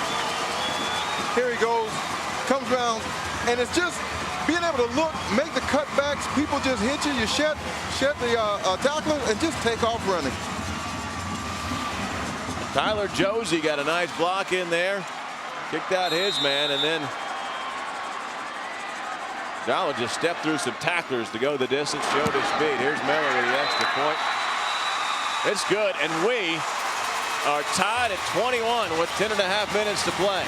71 yards there for Dollar and a couple of big touchdowns. And his team down 21-7 has come back to tie this thing up. Dave, this is a Dublin team that can just big plays at any given time. Dollar just a great athlete.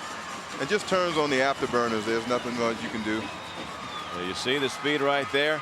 Again, look at the blocking up front. And that cutback outstanding. Only one guy hit him. That was Hunsucker. Couldn't wrap him up. And in he goes. We got a new ball game, 21 apiece. Thanks to that man right there. We talked about it before. This team trailed last week against Calhoun by 16 points, but they won 3 plays, 55 yards, 34 yards on the touchdown run by Dollar. Just a minute and 11 seconds coming off the clock. 10:35 to go in the ball game. And we're tied at 21. Standridge and Benag back deep. And here comes Yvonne from the goal line to the 10, to the 15. Got a seam at the 25, 30-yard line. Ball squirts loose. It's free. Dublin jumps on it at the 35-yard line. The Fighting Irish with a chance to take the lead here. Recovery made by number 71, Chris Johnson. What a great return. Started out real good. And just a great hit defensively. Looked like that was Andreakius Rollins who hit him, the freshman, and just got a hand and poked it out. And Johnson there to flop on it at the 35-yard line. 36 we'll call it. First down for the Irish. Dollar, the carry. Wolves stop him short. He got to the 35. Blake Skipper leading the way. And good play by that the front folks up there for Buford, especially, you know, you got the crowd behind you, momentum's going, and the best way to just take the crowd out of the game is make a great stop like this. Now you see Skipper wrap up and bring him down. Second down to about half yard, so a long 9 for the Irish. To the total yards, Dublin outgaining Buford today by almost 100 yards. And they've yet to lead. Cochran rolling out, going to keep it himself. He's going to get a first down. Knocked out of bounds inside the 25 of the 23-yard line goes Ben Cochran, sophomore quarterback. Gildemeyer and Shedrick Diggs, the ones that knock him out. But he picked up 12 yards on the carry. And Cochran's a guy last week ended up on a quarterback draw for 91 yards. So this kid can make some big plays. There you see the two coaches. All those state titles for Buford. 4 total, 3 in a row.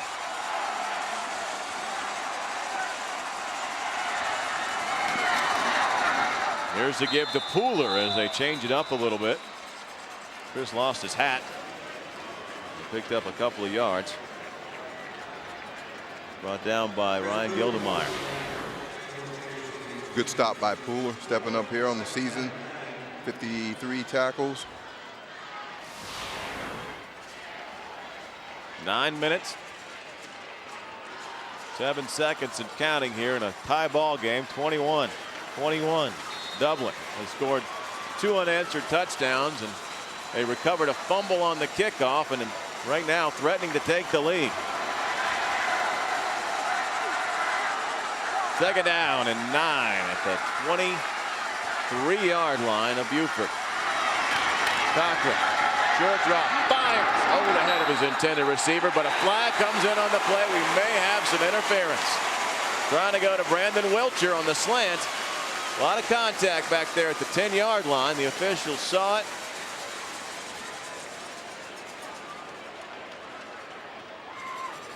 And here's the call. Pass interference on the white team. It'll be automatic first down. Here you see. Yep. Looked like it was Shedrick Diggs who's in there because Matt Pridemore got hurt early on today. Pridemore making a play on the Brandon Taylor touchdown. Dislocated that shoulder again, so he comes out. And now with that penalty, Dublin is at the 12-yard line with a first down. Dave, just a bad break for Buford on that one.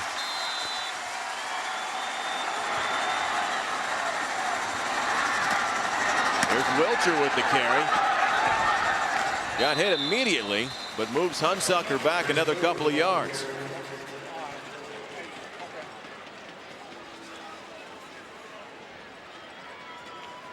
Brian Wilcher, sophomore, averaging about 7 yards a carry this year. Dave, this will be a good test for that Buford defensive line, man. I know those guys are getting tired, hitting these great, fast, strong backs for Dublin. This is where they got to suck it up and go. And there's Pridemore, separated his shoulder, got hurt earlier in the year, had a brace on today while he was playing, re-injured himself, so he's out. Dollar on the sweep, and he will break through a tackle. Lavaris could have lost 3 yards, but ends up picking up 3 as he broke through the tackle and looked like J.D. Black was going to drop him in the backfield. Great look. Is it Thor? It was Thor. My mistake, number 33, not 32, had him. Just couldn't wrap up on him once again. He had him, couldn't wrap up. And Gravitt, the one, ends up making the tackle. Pickup of 4 yards on the play. The ball's now at the 8. You see Dollar's numbers. Couple of scores, 72 touchdowns, or 72 yards rather, 6.5 yards a carry. Rollout by Cochran, trouble, fires, and incomplete. In and out of the hands of Pooler at the 3-yard line. Don't think he would have had enough for the first down anyway, so a 4th down. Dave, watch the pressure, man. Once again, this Thor coming up the middle. Not giving Cochran a chance to get his feet set, make a good throw. So here's Justin Miller. He's 4 out of 5 this year on his kicks. This one will be from 25 yards. Cochran will hold it.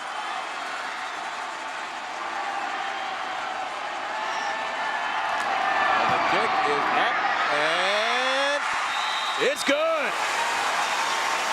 Justin Miller knocks it through from 25 yards, and the Fighting Irish have taken a 24-21 lead. The turnover by Buford comes back to bite them. And the Dublin faithful are excited. 17 unanswered points. Here's the kick. You see Garyon Taylor flying in there. Couldn't get there, and Cochran celebrating along with Miller on that kick. So the Fighting Irish have come back from a 21-7 deficit to take a 3-point lead here with 7 minutes 1 second to play in the ball game. And Dave, although this Dublin team is a young team, they're feisty, they're fighters, they're not going to give up. And the winner here will play Charlton County for the championship. Charlton a winner, the Indians a 18-12 winner over Laney yesterday. And look at that, the turnovers, 10 points. Dublin has scored off of Buford turnovers. Buford has fumbled the ball 4 times in total. Lucky enough to recover 2 of them. Drew Griggs kicks it off for the Irish. Another good one. Here comes out to the, that's Tucker on the return. He's out across the 20-yard line, or excuse me, Garyon Taylor getting a chance to return. Benag usually back there, but Taylor takes it out across the 20 to about the 23-yard line. So Buford for the first time tonight playing from behind. 24-21. This Buford club, they understand championships. They've won them. They know how to come back from games like this. Coach Dexter Wood, 30 years as a head coach. 255 wins to his credit. Here's the pitch. Sanders takes to a couple of tackles, but he cannot get the corner. And he's brought down after a short gain. Thomas Barnes in on that tackle. 6 plays, 27 yards. Miller with a 25-yard field goal. Irish got possession on the fumble on the kickoff return by the Buford Wolves. And what a job that man has done with this football team in Dublin. Speaking of Coach Holmes. Second down, a short gain. They gave him 1. So 2nd and 9 for the Wolves. And coming in motion is Burnett. And this time it's going to be a sack. Roper going down. Pooler gets him from behind, back at the 20-yard line.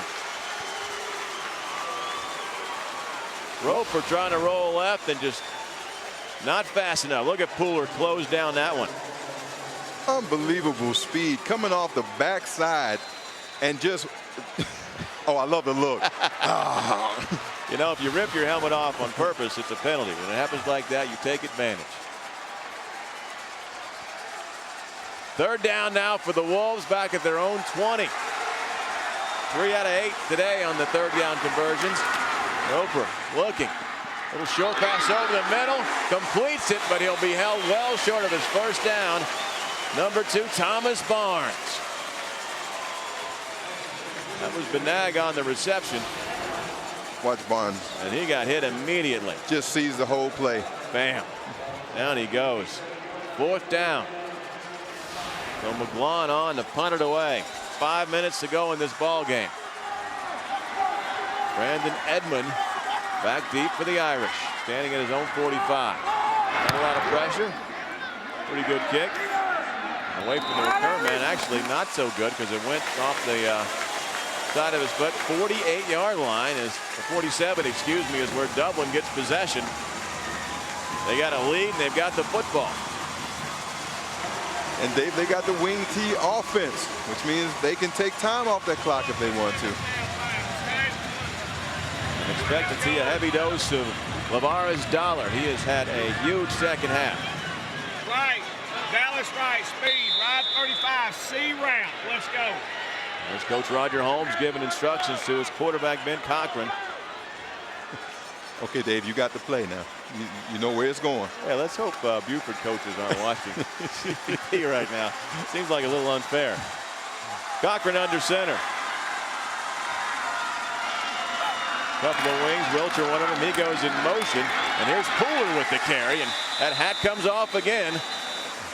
And Chris picks up about 5 yards, gets into Buford territory.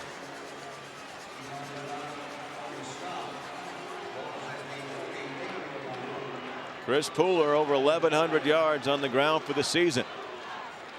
Watch the athleticism there of Nick Mobley. Just walks through. The man, all he has to do is just wall players off. You just follow behind him. They'll never see you. 320 pounds, 6'3", Nick Mobley. He'll be playing on Saturdays next year.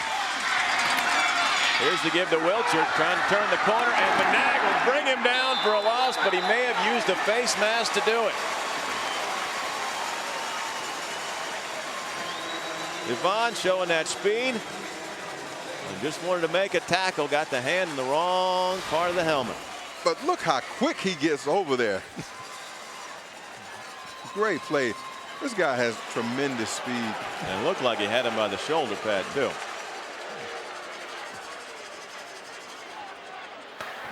Face mask on the white team. Be a 5-yard penalty. Still be second down. So 5 yards will put it at the 45-yard line. We'll call it the 46. Second down, 3 yards to go for the Irish.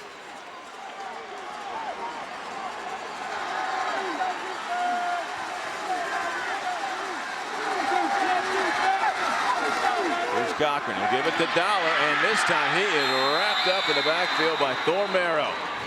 Merrow, but another flag in on this play. Thor may have been a little quick.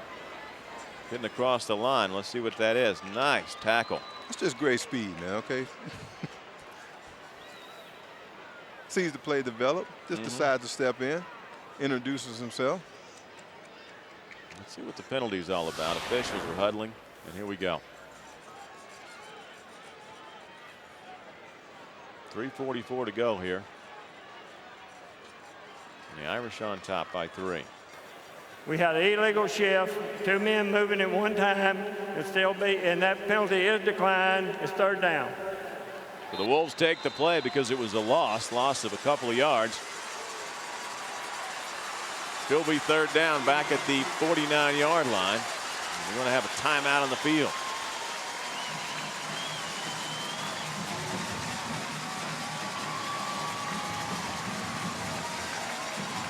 (24-21) Buford down. They'll call a timeout. There's Dexter Wood. We asked him about this year's team. This has been a fun team to coach. In past years, Buford has been known for some superstar type players that got a lot of attention and broke records and got all kind of college scholarship offers. This particular edition of the Buford Wolves is much more blue collar. We don't have really a quote superstar, although we've got some very, very good players. Our team chemistry and the way they play together is exceptional and has made it a fun group to coach. And they still have that high standard of expectation.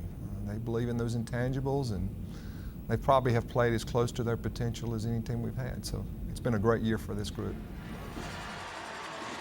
Yeah, another good year. 3 straight titles, 3 straight Coach of the Year awards for Dexter.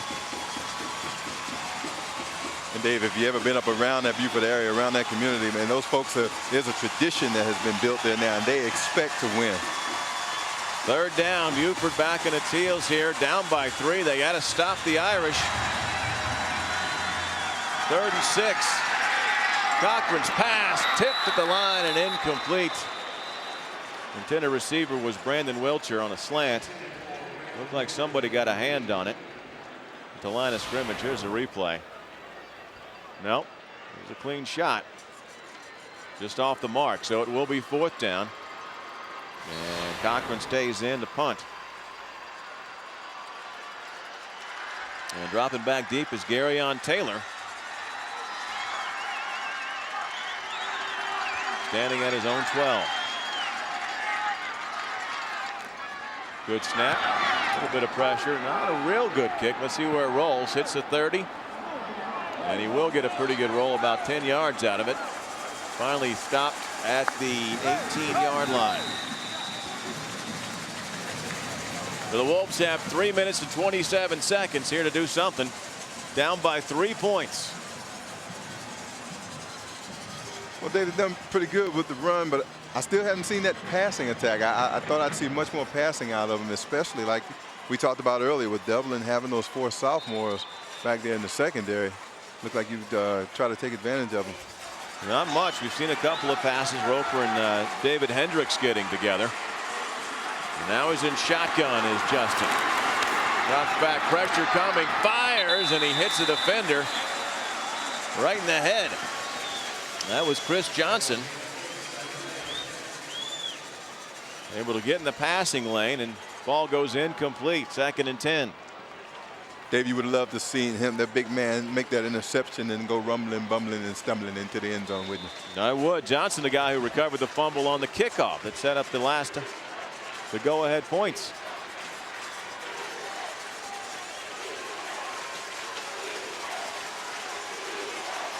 Roper brings him out. Again, he's in shotgun. He's got 2 receivers to the right of him. Wants to roll that way. Steps up, fires, and complete. Out across the 30-yard line goes Chase Burnett. First down, Buford. A lot of credit to Roper, just standing up there and just firing this thing right on the line. Nice strong arm.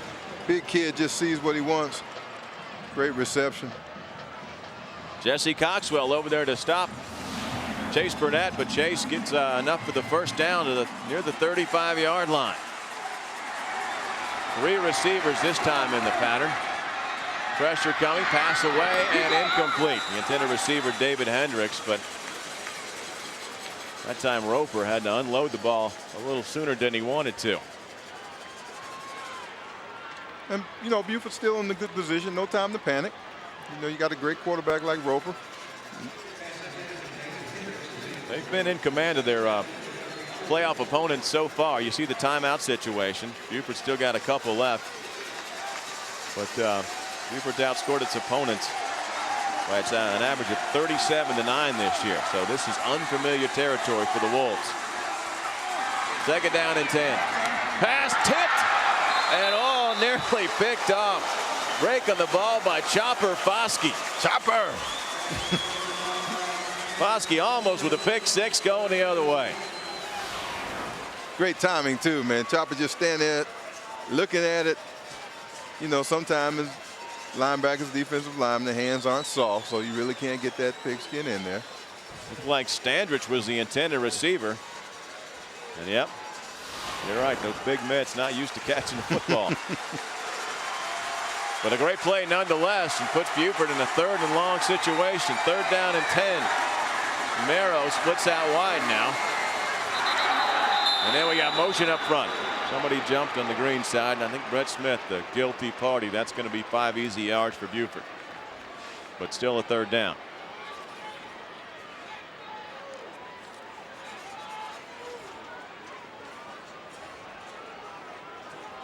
Dexter Wood looking on.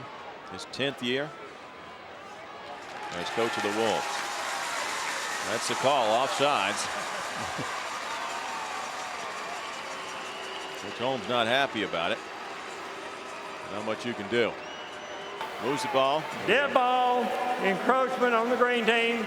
Still be 3rd down. The ball moves 5 yards up to just inside the 40. But still a 3rd down. 3rd and 5 for Buford. 2:57 to play. Down by 3 points to this Dublin Fighting Irish team.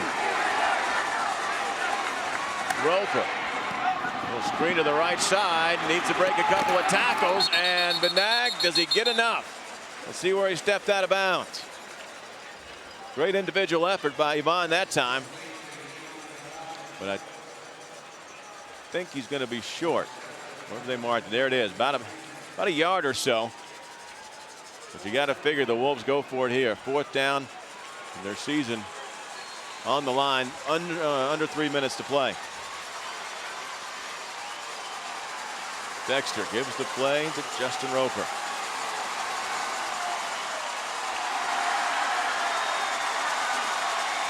Now Standridge, the guy you would think would get it, splits out wide.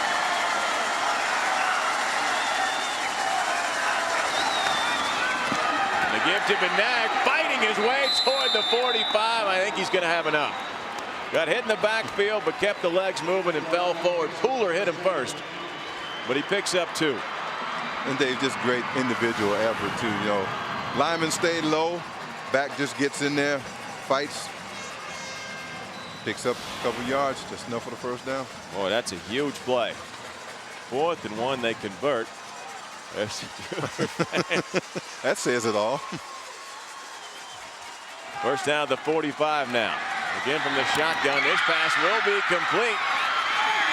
And spinning out of a tackle is Chase Burnett. And he'll pick up 5 yards on that first down toss. Burnett with a couple of late catches here. There you take a look at it. Roper's just, you know, just coming out, making his read, tossing a nice ball. Just find the open man, a little short pattern. Picks up 4 yards on the play. 2nd and 6. This time he comes under center. Standridge is his tailback. Burnett going in motion. He will pass it though. Rolling right, fires. He's got him again. Burnett breaks a tackle at the 40. Chased inside the 25 to the 23-yard line. So the sophomore Burnett with a couple of big grabs on this drive, and it's first down and 10 to go at the 23. And you just look at him, and I just love the composure of the quarterback, man. He just sits there, sees what he wants, nice toss, and then the speed. Yep. An on-target pass from Justin Roper. 2 minutes, 16 seconds to go in our game. Buford trailing Dublin by 3 points, but with the football. Roper this time, play action, looking, fire. Again, this time it's Hendricks. Hendricks inside the 10, first down and goal to go for Buford. Wiltshire on the tackle.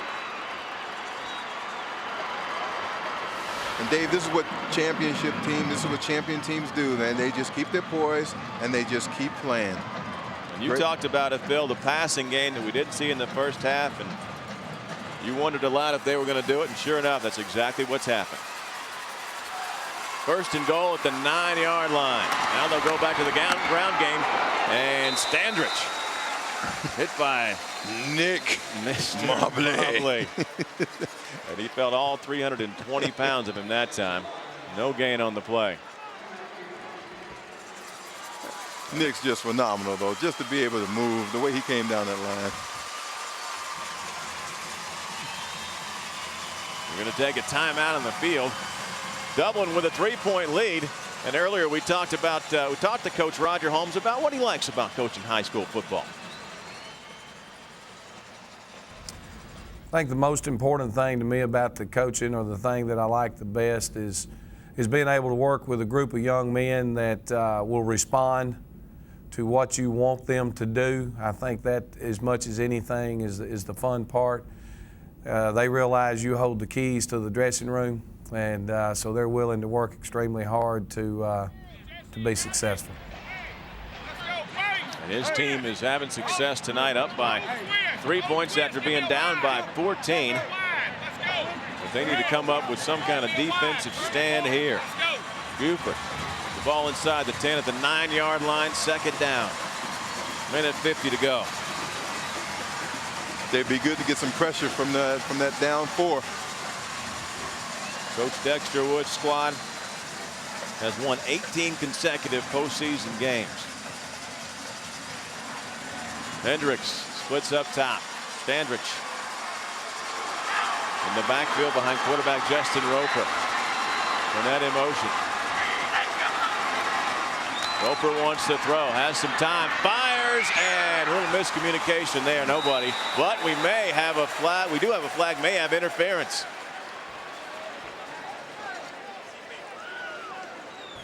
See 4 Irish there in the end zone.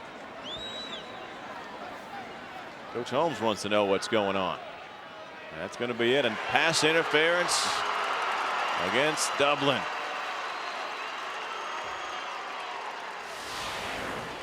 Look at the replay. Roper rolling. Trying to get it to Chase Burnett again. And he got all tangled up with Brandon Edmond. So that'll be an automatic first down, half the distance. So the ball will be just inside the 5-yard line.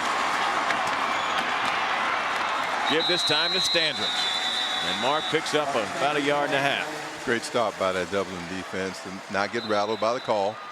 And here Dublin worrying about the clock running out before they get a chance at the football again. We'll call a timeout. 1:32 to play, and Dublin clinging to a 3-point lead. You know, Dave, at this point it comes down to being like a chess match between these two coaches. And Dexter Wood plotting his strategy. The air game has gotten them this far, but now they've gone back once they got inside the 10 to their standby, Mark Standridge. Standridge has over 100 yards rushing. Being this deep inside too, you got to be aware. You can't put so much pressure coming off those ends. Got a big play receiver like Hendricks. There you see the Buford fans. There's some Dublin folks. A lot of green and gold here for our AA matchup this afternoon. Timeout's over. Roper brings them to the line of scrimmage. Ball's just outside the 3-yard line. Toss. Standridge puts his head down, fighting, gets inside the 1, but he does not get in. Dave, what was real interesting about that play is I looked down to see who the nose tackle was. It was Chris Pooler. Pooler, you normally plays linebacker, and he's the one that got a big hit. And there you see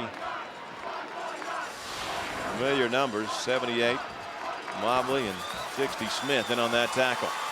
And another timeout with 1:16 to play. Third down. And earlier in the week we talked to Coach Dexter Wood about what he loves about being a high school football coach. For me, coaching is about relationships. The relationship you have with your coaching staff, the camaraderie there, that's just so much fun to get ready for a game and to put your product out there week in and week out. Then the relationship with the players, to see young men buy into something and pay a price to improve themselves, make a commitment, to see them be a part of a family and reap all the intangible rewards that come through those relationships, the coaching staff-player relationship, the player-player relationship, seeing the parents buy into it, seeing your community get excited about it, all those relationships when they're all focused on a group of young men trying to do something exceptional, that's what makes coaching fun to me. And those trips to the Dome as well, 5 years in a row. Buford's been here. 47-game win streak finally snapped this year by Central Gwinnett. Ball at the 1-yard line. Third down and goal for Buford, trying to take the lead. Benag, he dives over the line, in for the go-ahead score. Ebon, just a dive play, 1 yard out. His second touchdown of the night, and it's now 27-24. The Wolves have recaptured the lead. And just good poise by that offensive line just to stay in there and stay low. McGlon will come on to try the extra point. 3 for 3 so far today. And that would not do as well, but there's a flag on the play. Somebody up front went a little early.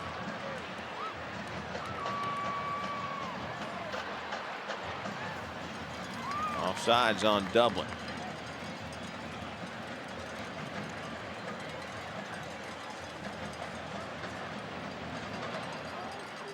They'll line up and try again. Coach Dexter Wood. Dead ball, encroachment on the green team. It was dead ball, so we'll go ahead and kick the extra point. So the play did not count. They don't have the option of taking it. That means Patrick got to try again. Roper holds it. Good spot. Kicks away. And right through the middle. Yvonne Benag, a 1-yard run. And the Wolves have taken a 28-24 lead. 1:13 to play in the ball game. 12 plays, 73 yards, and it took just 1 minute and 23 seconds to get it done. You know, looking at this game from the outset, I figured it definitely would be a lot of intensity. But to be a 28 to 24 game at this point, yeah. We've had a lot. That's just good TV. What we got going here. That's what it is. And Dublin's got 1 timeout left to work with. 1 minute, 13 seconds. To try and get something done. McGlon will kick it off. There you see. That's a happy team. Roper, so cool on that drive. Passed it when he needed to. There you go. 2 touchdowns on the day for Yvonne. One of them from 19 yards out. That last one just 1. McGlon tees it up. And here we go. Good, strong kickoff into the end zone for a touchback. Well, the Irish will be forced to start at their own 20. And Dave, we talked about before now, Irish they are good at these big plays, especially that man right there. Remember, he took off 91 yards last week on a quarterback draw. Ben Cochran, Roger Holmes' squad has gone on the road. They finished 3rd in their region on the west side of Region 3 and had to fight their way on the road. And they got 1 timeout left and 1 minute and 13 here to try and keep this dream alive. Cochran. Under 50%, but 94 yards and a touchdown. Rolling out to his right. Got some pressure. Got lots of pressure. And throws it away. With the Wolves draped all over him. Jonathan Owens had a big mid on him. But Cochran able to throw it out of bounds and save the loss. It'll be 2nd and 10. Great play by Owens, just coming straight upfield. Not shedding the block, just throwing the blocker aside. Tossed him aside. Just get out of my way. I got business. Senior, 6'1", 195 pounds. Owens with a big play there. Down to 1 minute and 7 seconds. 2nd and 10 from the 20-yard line. Cochran drops back, more pressure. This time he'll have to run it, and he will not get much. Maybe a yard. Hit from behind by Ryan Gildemeyer.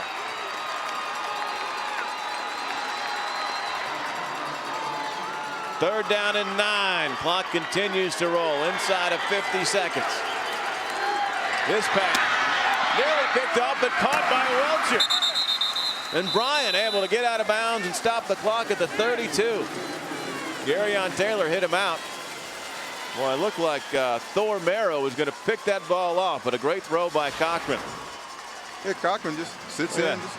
Merrow just about got a hand on it, but couldn't do it. And Wilcher turns upfield and gets a nice gain of 11 yards out to the 32. Wilcher put a good hat on the man, too, man. Just lowers his head. 41 seconds to go. Clock is stopped. The Irish need a touchdown. Down by 4 points.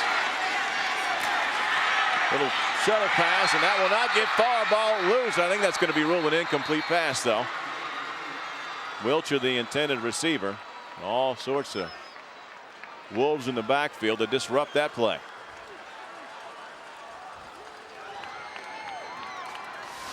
Buford continuing to bring the pressure.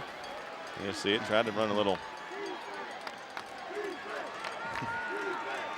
Yeah, Buford is not dropping back in prevent defense. They're playing straight up. 34 seconds to play. 2nd down and 10 at the 32-yard line. Fuller, the man in the backfield. Cochran rolling out, fires, got a man. That's Fuller. Fuller out to the 46-yard line, steps out of bounds. That'll stop the clock. Chris Fuller came in with 4 receptions, had a couple more tonight, so Ball out to the 47, first down for Dublin. Clock shows 29 seconds.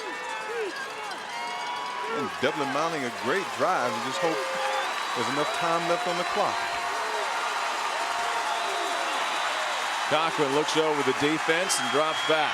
Short drop, fire, slant pattern, almost a great catch by Taylor, but the ball a little bit behind him. Brandon's got a touchdown grab tonight, but couldn't pull that one in. You see it again, little slant and out of the reach. Just a little bit behind him. Of the sophomore Taylor. He'll split up top. On a 2nd and 10, 26 seconds now left to play. Dollar goes in motion. They fake it to him. Cochran fires. Sideline. Nice catch on his knees is Taylor. Let's see where they spot him. He's right at the first down mark. They may have to measure. So that'll stop the clock. 16 seconds to go.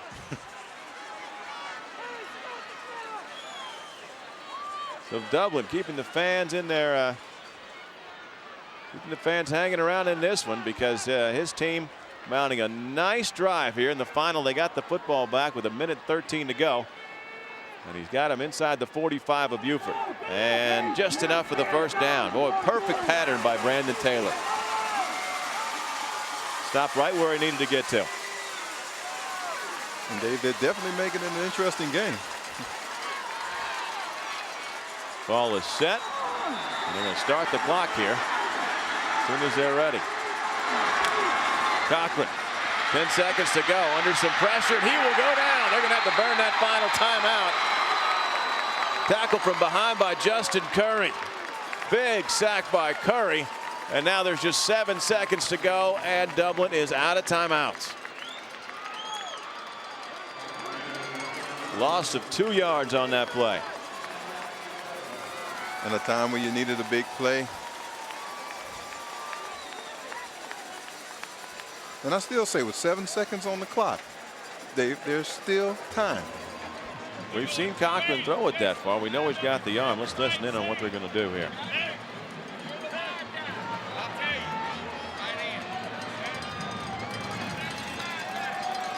So we're talking to Brandon Taylor. Got a couple of grabs tonight. There's the Buford side there.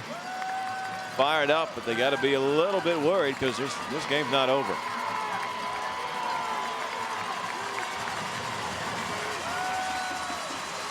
Some of the parents here cheering on their squads. 45 yards to go rather for Dublin.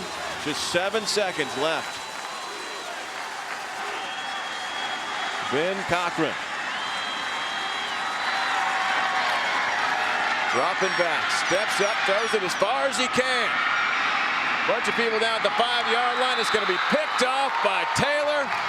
And the Wolves are going to survive and move on to the title game. A gutsy effort by Dublin. They come back and take a late lead, but Buford, like champions they are, get the winning points in the final minute and a half and hold on for the 28-24 victory. Buford probably playing one of their finest games. Never gave up, never got rattled. I mean, that's what championship football teams do. They just continue playing. Buford's hope of 4 straight state titles stays along. Tell you what, we'll take a break. We'll be right back and catch our post game. 28-24 the final. This is Georgia Public Broadcasting.